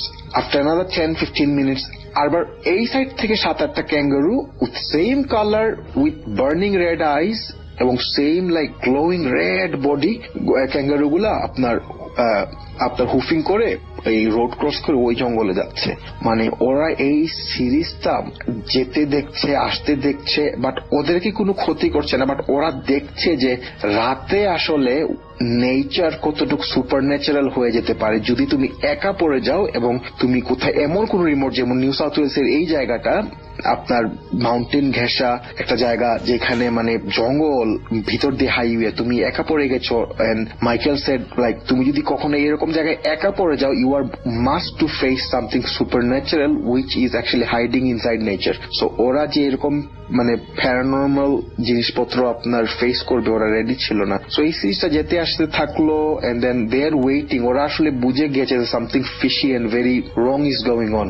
এরপরে ওরা যেটা দেখলো যে আপনার জঙ্গলের ভিতরে ওরা দেখলো যে গ্লোয়িং লাইট, মানে এখন মানে ওদের গাড়ির অপোজিটের সাইডে যে জঙ্গলের পোর্শনটা, ওখানে ওরা দেখলো যে লাইট গ্লো করছে একদম রেড, মানে প্রপার রেড হয়ে একটা লাইট আপনার সারফেসিং, ইটস লাইক গ্লোয়িং লাইক, এবং লাইটটা ওদের দিকে গ্লো করতে করতে আসছে। ওকে, ওরা দেখতেই থাকলো and like they are wandering like আমাদের সাথে হচ্ছেটা কি, এরকম হচ্ছেটা কি।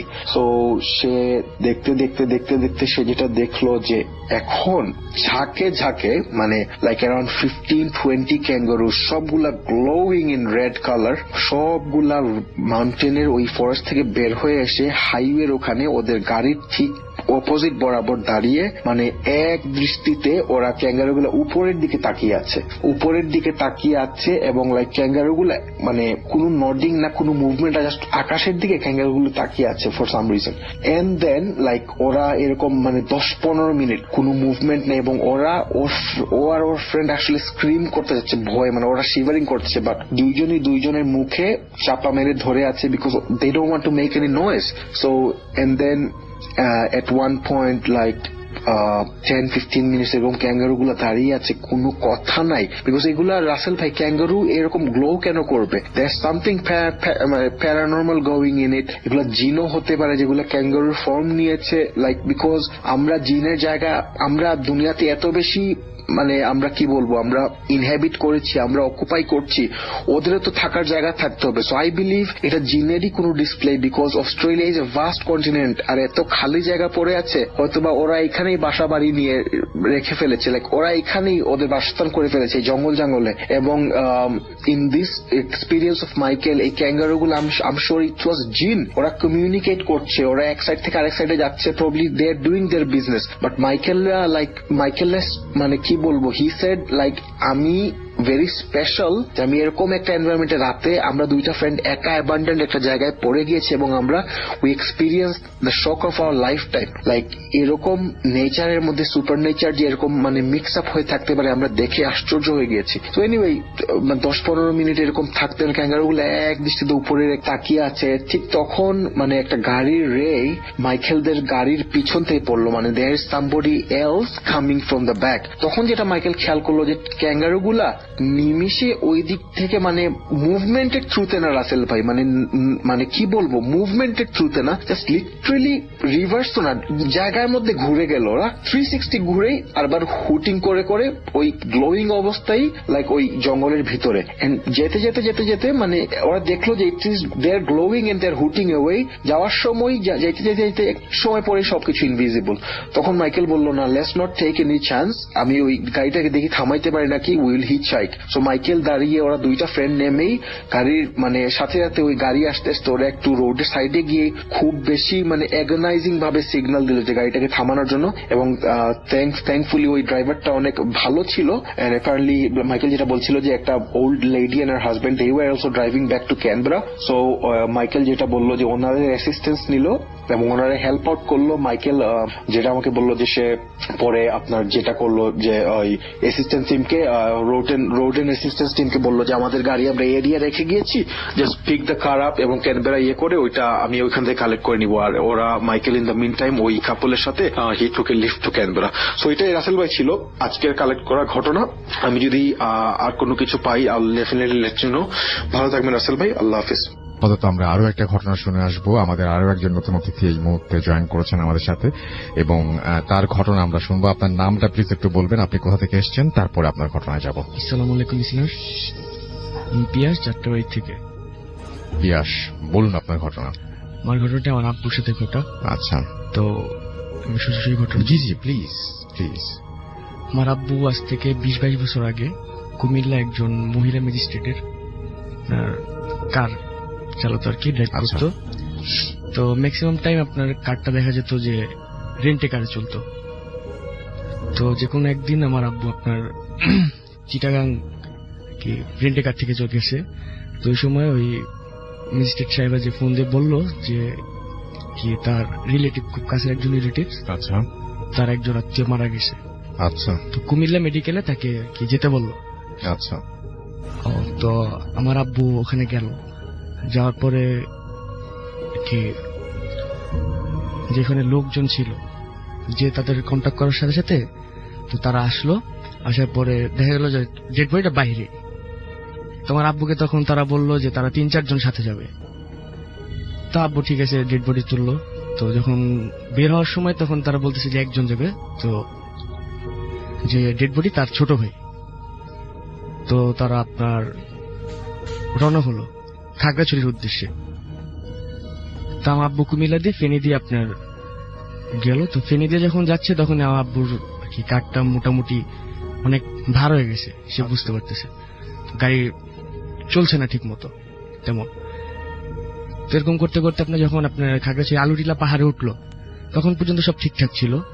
তো যখন আর কি আপনার আর কি পাহাড় দিয়ে নামতেছে তখন আব্বুর চোখটা হঠাৎ করে লুকিং গ্লাসে গেল গাড়ির।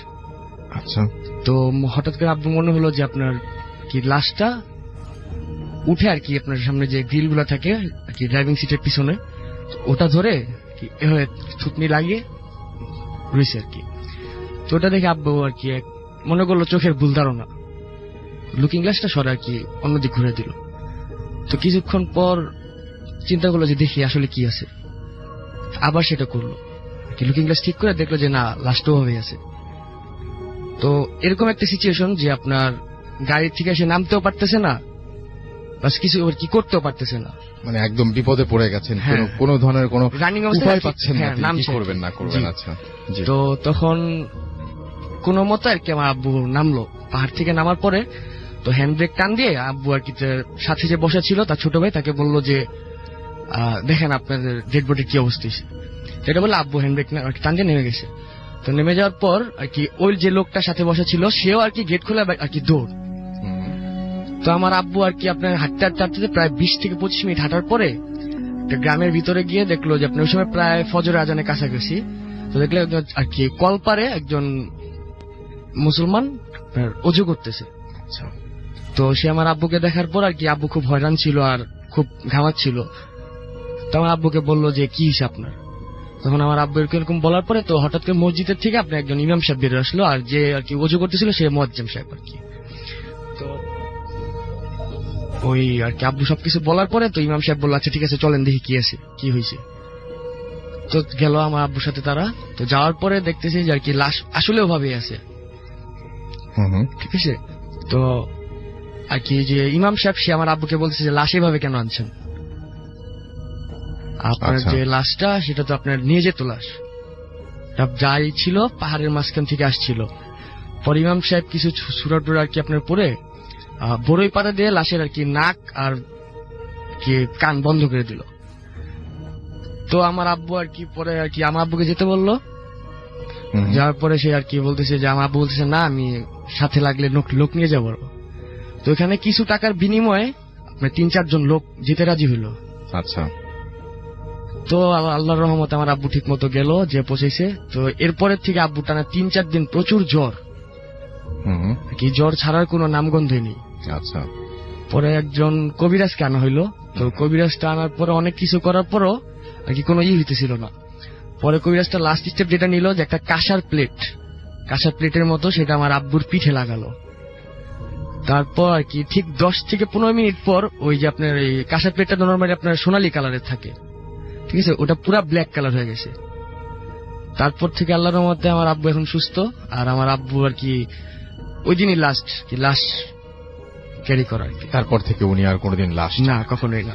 থ্যাংক ইউ ভেরি মাচ আপনার ঘটনার জন্য, আপনাকে অনেক ধন্যবাদ। আমরা চলে যাব আমাদের পরবর্তী ঘটনায়, আমাদের পরবর্তী অতিথির কাছে। আপনার নামটা প্লিজ একটু বলবেন, তারপর আপনার ঘটনায় যাব আমরা। আসসালামু আলাইকুম রাসূল ভাই। ওয়ালাইকুম সালাম। হ্যালো লিসেনার্স, আমি রুবেল যাত্রাবাড়ি থেকে। আমার ঘটনাটা হলো মানে একটা জায়গা নিয়ে ছোট থেকেই মানে আমার দাদির বাড়ি বড় হই। তো আমাদের দাদির বাড়ির যে পাশে একটা মানে জায়গা ছিল, মানে স্কোয়ার ফিট একটা জায়গাটার মালিক ছিল সঙ্গত কারণে আমি তার নাম বলবো না, নাম বলবে সবাই চিনবে আমাদের এখানে। তো জায়গাটার মালিক যে ছিল সে জায়গাটা ওইভাবে রেখে দিছে। তো ওই জায়গাটা অনেক মানে ময়লা টয়লা, আশেপাশের মানুষজন যারা আছে মানে ওইখানে সবাই ময়লা টয়লা ফেলে একদম পরিত্যক্ত একটা জায়গা করে দেয়। তো ওইখানে অনেক রকমের একটা প্রবলেম, মানে একটা মানে অনেকেই বলছে যে রাত্রেবেলা গভীর রাত্রে ওইখানে দেখা যায় একটা বৃদ্ধ মহিলা মানে ওইখানে চলাফেরা করতে অনেকেই দেখছে। তো ওইখানে চলাফেরা করতে দেখে তো ওইখানে একটা প্রবলেম হলো, ওইখানে যদি বাড়িঘর যদি কোন রকমের মানে উদ্যোগ নেওয়া হয় যে বাড়িঘর করার মতো, তো সামহাও কোনো একটা কারণে মানে কিছু কাজ করার পরে মানে কাজটা বন্ধ করে দেওয়া হয় অটোমেটিক। তো মালিক পক্ষে কিছু প্রবলেম থাকার কারণে তো ওইখানে মানে এই বালি টালি ফালানো মানে কাজ ধরা হয়, কাজ ধরার পরে একটু বালি টালি করার পরে ওইখানে কাজটা বন্ধ হয়ে যায়। তো ওইখানে ছেলেরা মানে তারপরে মানে মোটামুটি ওইখানে ছেলেরা আশেপাশে যে মানে ছেলেরা থাকতো এলাকার, আপনি বলতে যাচ্ছেন যে ওইখানে কোনো কিছু করতে হলে সেটা অটোমেটিকলি মানে কোনো না কোনো প্রবলেমের কারণে বন্ধ হয়ে যায়। আচ্ছা, এটাই কি ঘটনা না আরো কিছু আছে? না, আরো কিছু বলতে লাস্ট মানে এই হলো মানে ওইখানে বাড়ি একদম কমপ্লিটলি মানে ওই জায়গাটা আরেকজনের কাছে হ্যান্ড ওভার করে দেয়। সে ওইখানে বাড়ি কমপ্লিট করে ফেলে, বাট সে বাড়িটা এখনো কেউ উঠতে পারেনি। মানে বাড়ি কমপ্লিট করা গেছে, মানে সবকিছু কমপ্লিট, কিন্তু বাড়িতে এখনো কেউ উঠতে পারেনি। সে আপনার ঘটনা। Thank you so much. Hello Russell ভাই, এবং hello to all the Bhoot FM listeners. আমি অস্ট্রেলিয়া থেকে বলছি, অস্ট্রেলিয়া সিডনি থেকে। আমি এখন যে ঘটনাটি বলবো এটি রোজির কাছ থেকে শোনা। রোজি আমার বাসার অপোজিট সাইডে ওল্ড হোমে থাকে। তো আমার বাসার পাশেই আবার একটি পার্ক আছে। তো এই পার্কে যখন আমরা যাই, হাঁটাহাঁটি করি, তো তখন বিভিন্ন কথাবার্তা, বয়স্ক মানুষরা তো সারাদিন কারোর সাথে কথাবার্তা বলার সুযোগ পায় না, তো তারা একটু সুযোগ পেলে কারোর সাথে একটু কথাবার্তা বলে। এটাই হয়তো তাদের দিনের প্রথম, কারোর সাথে ভালো ব্যবহার, ভালো কথাবার্তা এরকম বলে। তো আমি এই পার্কে বসে থাকা অবস্থায় বৃদ্ধ রোজির কথা শুনেছি, তার জীবনের একটি স্ট্রেঞ্জ ঘটনা। তো সে নিজে বেশ আগ্রহ করে বলছিল এবং আমি শুনছিলাম। ঘটনাটি ঘটে রোজির সাথে। রোজির বয়স যখন 14 বছর, আর রোজির জন্ম আয়ারল্যান্ডে, এবং এই ঘটনাটি যখন ঘটে তখন রোজি আয়ারল্যান্ডেই থাকে। তো রোজির 14তম জন্মদিনে রোজির বাবা মা রোজিকে একটি অ্যান্টিক মিরর গিফট করে। মিররটি ছিল প্রায় 2.5 থেকে 3 ফিট, 3 ফিটের মতো লম্বা এবং 1.5 ফিটের মতো পাশে। তো রোজিটি আয়নাটি পেয়ে বেশ খুশি হয়। আয়নাটি চারপাশে সোনালী রঙের ফ্রেমে বাঁধানো ছিল এবং বোঝায় যে আয়নাটি বেশ পুরনো। তো আয়নাটি যখন রোজি তার রুমে লাগায় এবং প্রথম আয়নাটির সামনে যায়, যাওয়ার পরে সে দেখে আয়নাতে তাকে অসম্ভব সুন্দর লাগছে, মানে এত সুন্দর তাকে আর কখনোই লাগে নাই। এবং এই আয়নার সামনে সে যতবারই যায় সে ততবারই নিজেকে নিজে দেখে মুগ্ধ হয়ে যায়, আমরা যেটাকে নেফারসিজম বলি। সো রোজির ওরকম নেফারসিজম হয়ে যায়, সে যতবারই আয়নার সামনে যাচ্ছে ততবারই তাকে এত সুন্দর লাগছে। তো সে রীতিমতো প্রেমে পড়ে যাচ্ছে, তার নিজের মানে নিজেকে নিয়ে সে মুগ্ধ হয়ে যাচ্ছে। তো পরে রোজি যখন ঘরের অন্য একটি আয়নার সামনে যায় তখন দেখে তার মুখ বিভৎস লাগছে, মানে তার মুখের চামড়া খোলে খোলে পড়ছে, এইরকম টাইপের একটা কিছু লাগছে। তো অনেক বৃদ্ধ লাগছে রোজিকে, এরকম মনে হচ্ছে যেন 100-150 বছর বয়স হয়ে গেছে, তার শরীরে চামড়া ঝুলে পড়ছে, খুলে খুলে পড়ছে এরকম। তো রোজি বেশ ভয় পেয়ে যায় এবং সে সাথে সাথে দৌড়ে আবার ওই আয়নার সামনে যায়, দেখে যে না, সে আয়নাতে তাকে অসম্ভব সুন্দর লাগছে। তো যাই হোক, রোজি কোনো রীতিমতো ভয় পেয়ে ওই দিন রাতে সে ঘুমোতে চলে যায়। আয়নাটি তার রুমেই লাগানো থাকে। তো হঠাৎ করে একদিন রাতে, ওই দিন রাতে তার ঘুম ভেঙে যায় এবং ঘুম ভাঙার সাথে সাথে সে শুনতে পারে তাকে বেশ সুরেলা একটা কণ্ঠে ডাকছে, রোজি রোজি কাম হিয়ার, এরকম টাইপের বেশ গান গেয়ে গেয়ে ডাকছে। তো রোজি রীতিমতো বিমোহিত হয়ে চারপাশে তাকায় এবং তার রুমের যে প্রদীপটি থাকে, তখন তো ইলেকট্রিসিটি ছিল না তার গ্রামে, সো সে তার যে প্রদীপটি থাকে সে প্রদীপটি জ্বালায়। তো প্রদীপের আলোতে জ্বালানো আলোটা যখন আয়নার উপরে পড়ে তখন দেখে যে আয়নার উপরে অসম্ভব সুন্দরী এক রোজিকে দেখা যাচ্ছে। সে বুঝতে পারছে এটি সেই। তো ওই রোজি তাকে ডাকছে, খুব সুরেলা কণ্ঠে ডাকছে। সো রোজি রীতিমতো বিমোহিত হয়ে আয়নার সামনে চলে যায় এবং চলে যাওয়ার পরে দেখে যে ওই পারের যে রোজি আছে সে রোজি হাত বাড়ায় এবং এই পারের যে রোজিও হাত বাড়ায়। হাত বাড়ানোর সাথে সাথে রোজি আয়নাটি টাচ করার সাথে সাথে রোজি যেটা ফিল করে 2-3 সেকেন্ডের জন্য তীব্র ইলেকট্রিক শক এবং চারিদিক অন্ধকার। হঠাৎ করে রোজি আবিষ্কার করে সে আয়নার ওপারে চলে গেছে এবং সে যখন তাকায়, তার রুমের দিকে তাকায়, সে দেখে আয়নার থেকে তার রুম দেখা যাচ্ছে এবং দেখে যে রোজিরই নিথর দেহটা আয়নার সামনে পড়ে আছে ফ্লোরে। সো রোজি তখন সাথে সাথে বেশ চিৎকার করা শুরু করে। সে ভাবছে, সে আমাকে যেটা বলেছে তার মনে হচ্ছিল সে হয়তো মারা গেছে এরকম কিছু। তো রোজি এরকম বেশ ভয় পায় আর চিৎকার চেঁচামেচি শুরু করে, কিন্তু রোজি আয়নার ওপারে আটকা পড়ে গেছে এবং এটা হচ্ছে একটা সমুদ্রের পাড়ে যদি একটা 10x10 যদি একটা কাচের বক্স দিয়ে রাখা হয়, সে এই 10x10 জায়গাটুকুর মধ্যেই হাঁটতে পারছে। সে দেখছে চারিপাশে সমুদ্র, সুন্দর একটা আবহাওয়া এবং পরন্ত বিকালের সমুদ্র যেরকম এরকম সমুদ্রের ঢেউ হচ্ছে, কিন্তু সে ওই রকম 10x10 যে জায়গাটা কাচের ঘরের মতো, অদৃশ্য কাচের ঘর বলা যায় এটাকে, সে ওই জায়গার না বাইরে যেতে পারছে না। সে অনেক চিল্লাচিল্লি করে, কোনোভাবেই সে ওই জায়গার বাইরে যেতে পারছে না এবং সে তার রুমের আয়নার দিকে এসেও অনেক ধাক্কাধাক্কি করে, বাট কোনো লাভ হয় না। ওই দিনই সকালবেলা রোজির বাবা মা এসে দেখে যে রোজির নিথর দেহ পড়ে আছে মাটিতে। তো তখন তো অ্যাম্বুলেন্স ছিল না, টেলিফোনের ব্যবস্থা অত ছিল না, তো ওরা রোজিকে ধরাধরি করে হসপিটালে নিয়ে যায়। তো হসপিটালে নিয়ে যাওয়ার পরে ডাক্তাররা বলে যে they cannot do anything about her, she is gonna die within day, within some days, because তাদের কথা মতো হচ্ছে রোজি এরকম একটা স্টেটে চলে গেছে যেটা তখনও চিকিৎসা বিজ্ঞান জানতো না। আসলে আমরা এখন যেটাকে কোমা বলি, তখন যেটা হচ্ছে রোজি কোমায় চলে গেছে। তো রোজিকে বাসায় দিয়ে দেওয়া হয়েছে যে আপনি ওকে বাসায় নিয়ে যান, যে ওর জীবনের শেষ যে কয়টা দিন আছে সে এটা বাসাতেই পিসফুলি সে মারা যাক, এরকম টাইপের। তো রোজিকে বাসায় নিয়ে আসা হয়। তো রোজিকে বাসায় নিয়ে আসা হয়, তখনও রোজি আয়নার মধ্যে বন্দী। রোজি ও রুমের মধ্যে যা কিছু হচ্ছে সবকিছু আয়না দিয়ে দেখতে পাচ্ছে। তো এরই মধ্যে রোজি লক্ষ্য করে রোজির যে কুকুরটি ছিল, এই কুকুরটি এসে ওর আয়নার সামনে বসে থাকে। তো রোজি সামহাও বুঝতে পারে যে ওর কুকুরটি হয়তো কি বুঝতে পারছে যে আয়নার মধ্যে কোনো একটা কিছু আছে, কিন্তু কুকুরটিকে দৃষ্টি আকর্ষণ করার জন্য রোজি অনেক কিছুই করে, অনেক চিল্লাচিল্লি করে, কিন্তু কুকুরটা আসলে কোনো সাড়া কিছুই করে না, জাস্ট অপলক দৃষ্টিতে আয়নার দিকে তাকিয়ে থাকে, মিররের দিকে। তো যাই হোক, চিকিৎসা এরকম ভাবে 2-3 দিন চলে যায়। রোজি রীতিমতো হতাশ হয়ে যায় এবং রোজি ধরেই নেয় যে এটাই, ও আর কখনোই আয়নার ভিতর থেকে বেরোতে পারবে না। আর যতবারই দেখে যে রুমের মধ্যে ওর নিথর দেহটা বেডে শোয়া, ওর মা পাশে কান্নাকাটি করছে, ওর বাবা কান্নাকাটি করছে, ওর ছোট ভাইটা এসে কান্নাকাটি করছে, এরকম আত্মীয় স্বজন সবাই দেখতে আসছে এবং সবাই রীতিমতো ওদের বাইবেল অনুযায়ী গডের কাছে এরকম প্রার্থনা করছে, এরকম সবকিছুই করছে। তো এরকম সময় ওর নানি আসে একদিন। তো নানি আসার পরে দেখে যে ওর নানি এসে খেয়াল করে যে ওই কুকুরটা প্রায় সময় আয়নার সামনে গিয়ে বসে থাকে এবং রোজের দেহটা আয়নার সামনে পাওয়া যায়। তো ওর নানির বয়স তখন এরকমই হবে 80-85 বছর, বেশ বৃদ্ধ মহিলা। তো সে তখন বলে যে এরকম যেহেতু চিকিৎসাও কিছু করতে পারছে না, ও তো মারাই যাবে, তো শেষ চেষ্টা হিসেবে আমরা আয়ারল্যান্ডে তখন উইচ প্র্যাকটিসিং চলতো, জাদুবিদ্যা যেটাকে বলে, ডাইনি বিদ্যা এরকম, তো উইচ প্র্যাকটিস চলতো। তো ওর নানি বলে যে তাহলে আমরা একটা উইচ আনি, শেষ চেষ্টা হিসেবে উইচ প্র্যাকটিস যেটা করে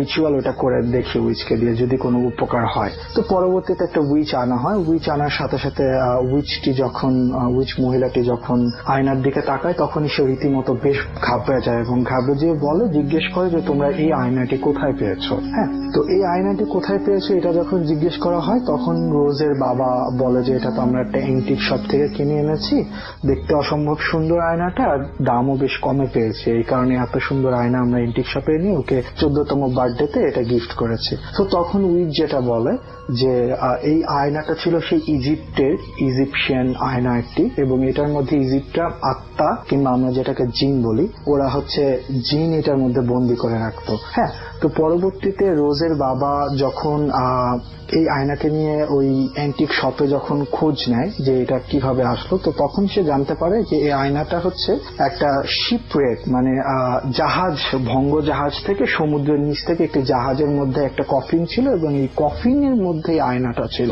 তো ওই কফিন এবং আয়না এই দুইটাই, কফিনটা ছিল স্টিলের কফিন, প্রায় ধ্বংস হয়ে গেছে এরকম একটা কফিন। সেই কফিন আর এই আয়না এই দুইটা একসাথে এসে পেয়েছে। মানে কফিনটি এত পুরানো না, বাট আয়নাটা অনেক পুরানো।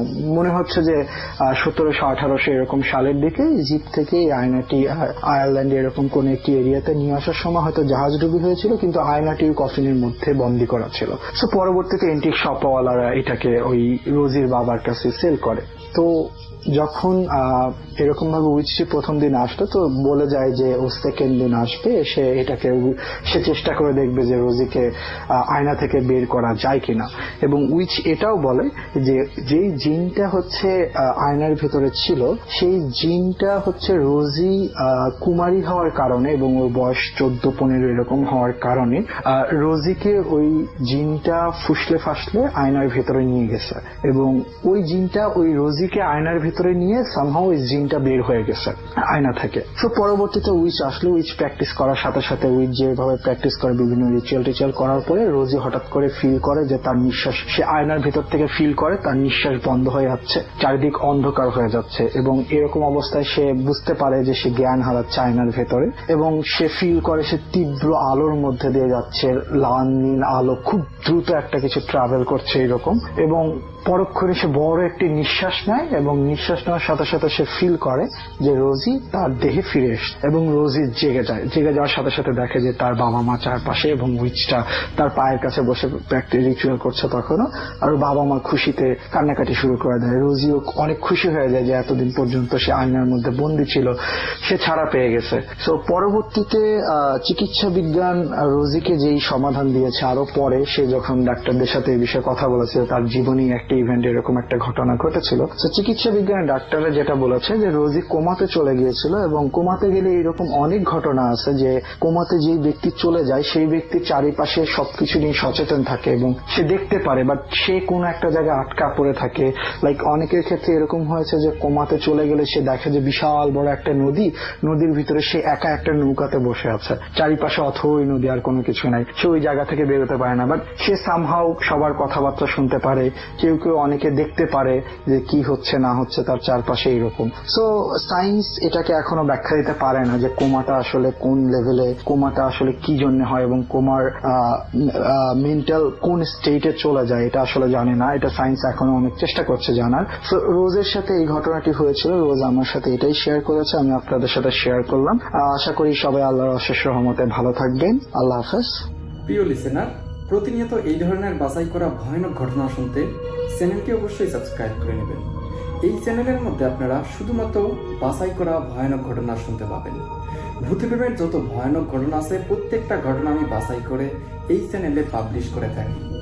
তবে এখনো যারা এই চ্যানেলটি সাবস্ক্রাইব করেননি তারা অবশ্যই চ্যানেলটি সাবস্ক্রাইব করে নেবেন। যারা অলরেডি সাবস্ক্রাইব করেছেন আমি তাদেরকে বলতেছি আপনারা চাইলে এই চ্যানেলে ঘুরে আসতে পারেন। এই চ্যানেলে অসংখ্য এপিসোড পাবলিশ করা আছে যা শুধুমাত্র বাছাইকৃত ভয়ানক ঘটনা। প্রিয় লিসেনার, আজকের জন্য এখানেই বিদায় নেব। আবারও আগামীকাল নতুন কিছু বাছাই করা ভয়ানক ঘটনা নিয়ে আপনাদের মাঝে চলে আসবো। সকলেই ভালো থাকবেন, সুস্থ থাকবেন। আল্লাহ হাফেজ।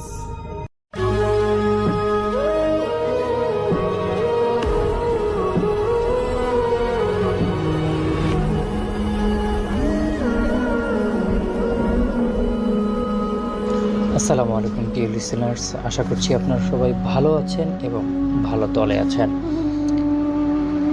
আপনারা সকলেই জানেন যে আমরা আমাদের এই ইউটিউব চ্যানেলটিতে প্রতিদিনের মতো চলে আসি আপনাদেরকে ভূতিপ্রেম শোনার জন্য, ভূতের কিছু কাহিনী আপনাদেরকে গল্প শোনানোর জন্য। আজকের এপিসোডটিও কিন্তু এর ব্যতিক্রম কিছুই হবে না। আজকের এপিসোডটিতে আপনাদেরকে আমরা কয়েকটি গল্প শোনাতে যাচ্ছি, তাই আপনারা যারা যারা এখন পর্যন্ত আমাদের ভিডিওটি অন করেছেন আশা করব ভিডিওটি শেষ পর্যন্ত শোনার চেষ্টা করবেন। শুরু করছি আমাদের প্রথম গল্প। কলকাতার একটি পুরনো বাড়ি যার বয়স প্রায় 200 বছরেরও বেশি দিন হবে। বাড়ির মালিক সুধীর বাবু, তিনি বরাবরই একা থাকতে পছন্দ করতেন। তার সঙ্গ ছিল একটিমাত্র কাঠের পুতুল। তিনি সবসময় সেই কাঠের পুতুলটির সঙ্গে খেলা করতেন, কথা বলতেন এবং তিনি যেখানেই যেতেন না কেন সেই কাঠের পুতুলটিকে সাথে করে নিয়ে যেতেন। পুতুলটি দেখতে খুবই অদ্ভুত রকমের, যা মানে বর্তমান সময়ে যে পুতুলগুলো আছে তার থেকে অনেকটাই ভিন্ন রকমের একটি পুতুল। পুতুলটির বর্ণনা এভাবে দেওয়া হয়েছে যে পুতুলটির চোখ দুটো কাচের আর ঠোঁটে একটি হাসি লেগেই থাকতো। আপনারা চিন্তা করতে পারেন যে একটা মানুষের বানানো পুতুল সবসময় হাসি মুখে থাকতে পারে। তারপর সুধীরবাবু আবার সেই পুতুলটির একটি নামও দিয়েছিলেন। তিনি পুতুলটিকে মায়া বলে ডাকতেন। একদিনের ঘটনা। সুধীরবাবু হঠাৎ ঘুম থেকে উঠে দেখেন তার বিছানার পাশে মায়া নামের যে পুতুলটি ছিল সেই পুতুলটি দাঁড়িয়ে ছিল। তিনি একটু অবাক হলেও ভেবেছিলেন হয়তো তার কোনো ভুল হচ্ছে। পরবর্তী সময় তিনি আসলে বুঝতে পারলেন না এবং তার কথাটি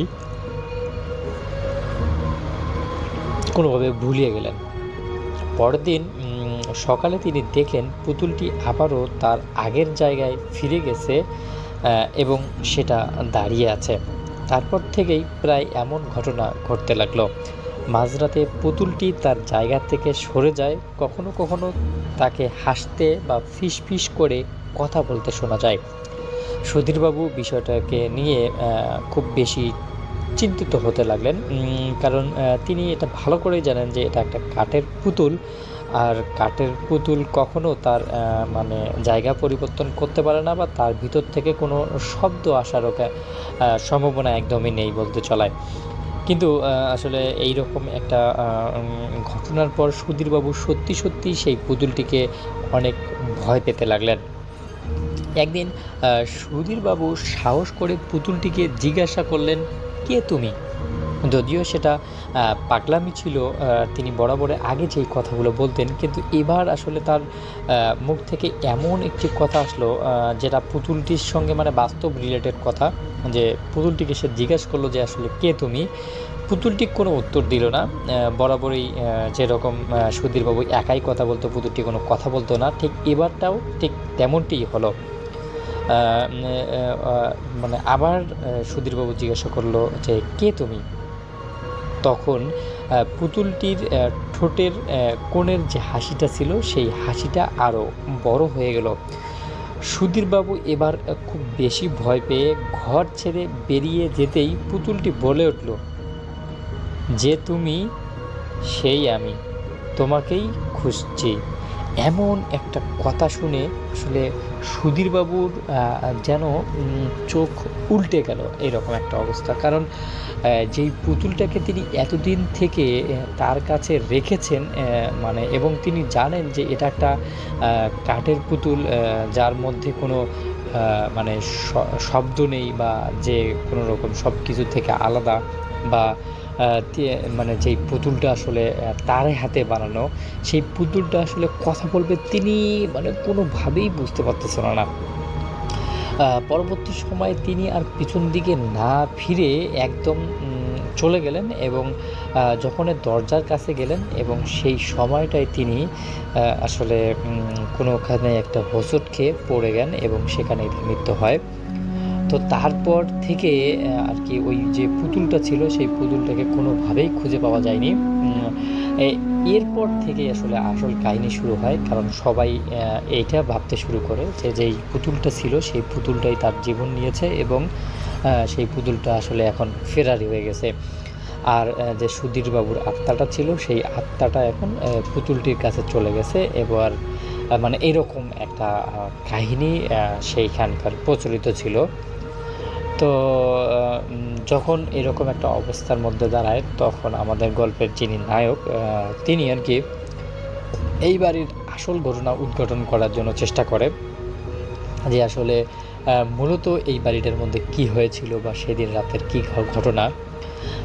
যেহেতু এটা প্রায় মানে 200 বছর আগের একটা ঘটনা, সেহেতু এখানে কোনো প্রমাণ ছিল না বা এখানে কোনো কিছু তেমন কিছুই এখানে ছিল না। তারপরেও সুধীরবাবুর যে যারা আত্মীয় স্বজন ছিল তারা বিষয়টাকে এভাবেই বর্ণনা দেয় যে সুধীরবাবু সেই পুতুলটিকে অনেক বেশি ভালোবাসতেন এবং তিনি সবসময় চাইতেন একা থাকতে, আর তার এমন একজন সঙ্গী হবে যে কিনা প্রতিনিয়ত তার কথাগুলোই শুধু শুনবে, কোনোদিন কোনো কথা বলবে না। তো এরকম একটা ইন্টেনশনের মধ্যে আসলে সুধীরবাবু ভুগছিলেন অনেক দিন থেকে, এবং পরবর্তী সময় যখন তার এই ইন্টেনশনটা অনেক বেশি পরিমাণে হয়ে গেল তখনই আর কি তার সঙ্গে এরকম একটা কিছু হয়, এমনটি জানিয়েছেন। তার পরিবারের লোকজন। তো দর্শক, আসলে আমরা প্রতিনিয়ত যেটা দেখি, যে আমরা যেটা মনে মনে ভাবি বা আমরা যেটাকে নিয়ে অনেক বেশি চিন্তা করি, সেই জিনিসটাই কিন্তু আমাদের স্বপ্নের মধ্যে আসে, বা সেই জিনিসটাই কিন্তু আমরা মানে সাহসিকতাভাবে বা সরাসরিভাবে সামনে দেখতে পাই। ঠিক এমনই কাহিনী হয়েছিল আমাদের এই গল্পের মধ্যে। আমার কাছে কিন্তু গল্পটি অনেক বেশি ভালো লেগেছে, এই জন্যই কিন্তু আমি আপনাদেরকে শোনানোর চেষ্টা করলাম। আপনাদের কাছে কেমন লাগলো সেই ভিডিওটি কিন্তু অবশ্যই জানাতে পারেন আমাদের ভিডিও কমেন্ট বক্সে।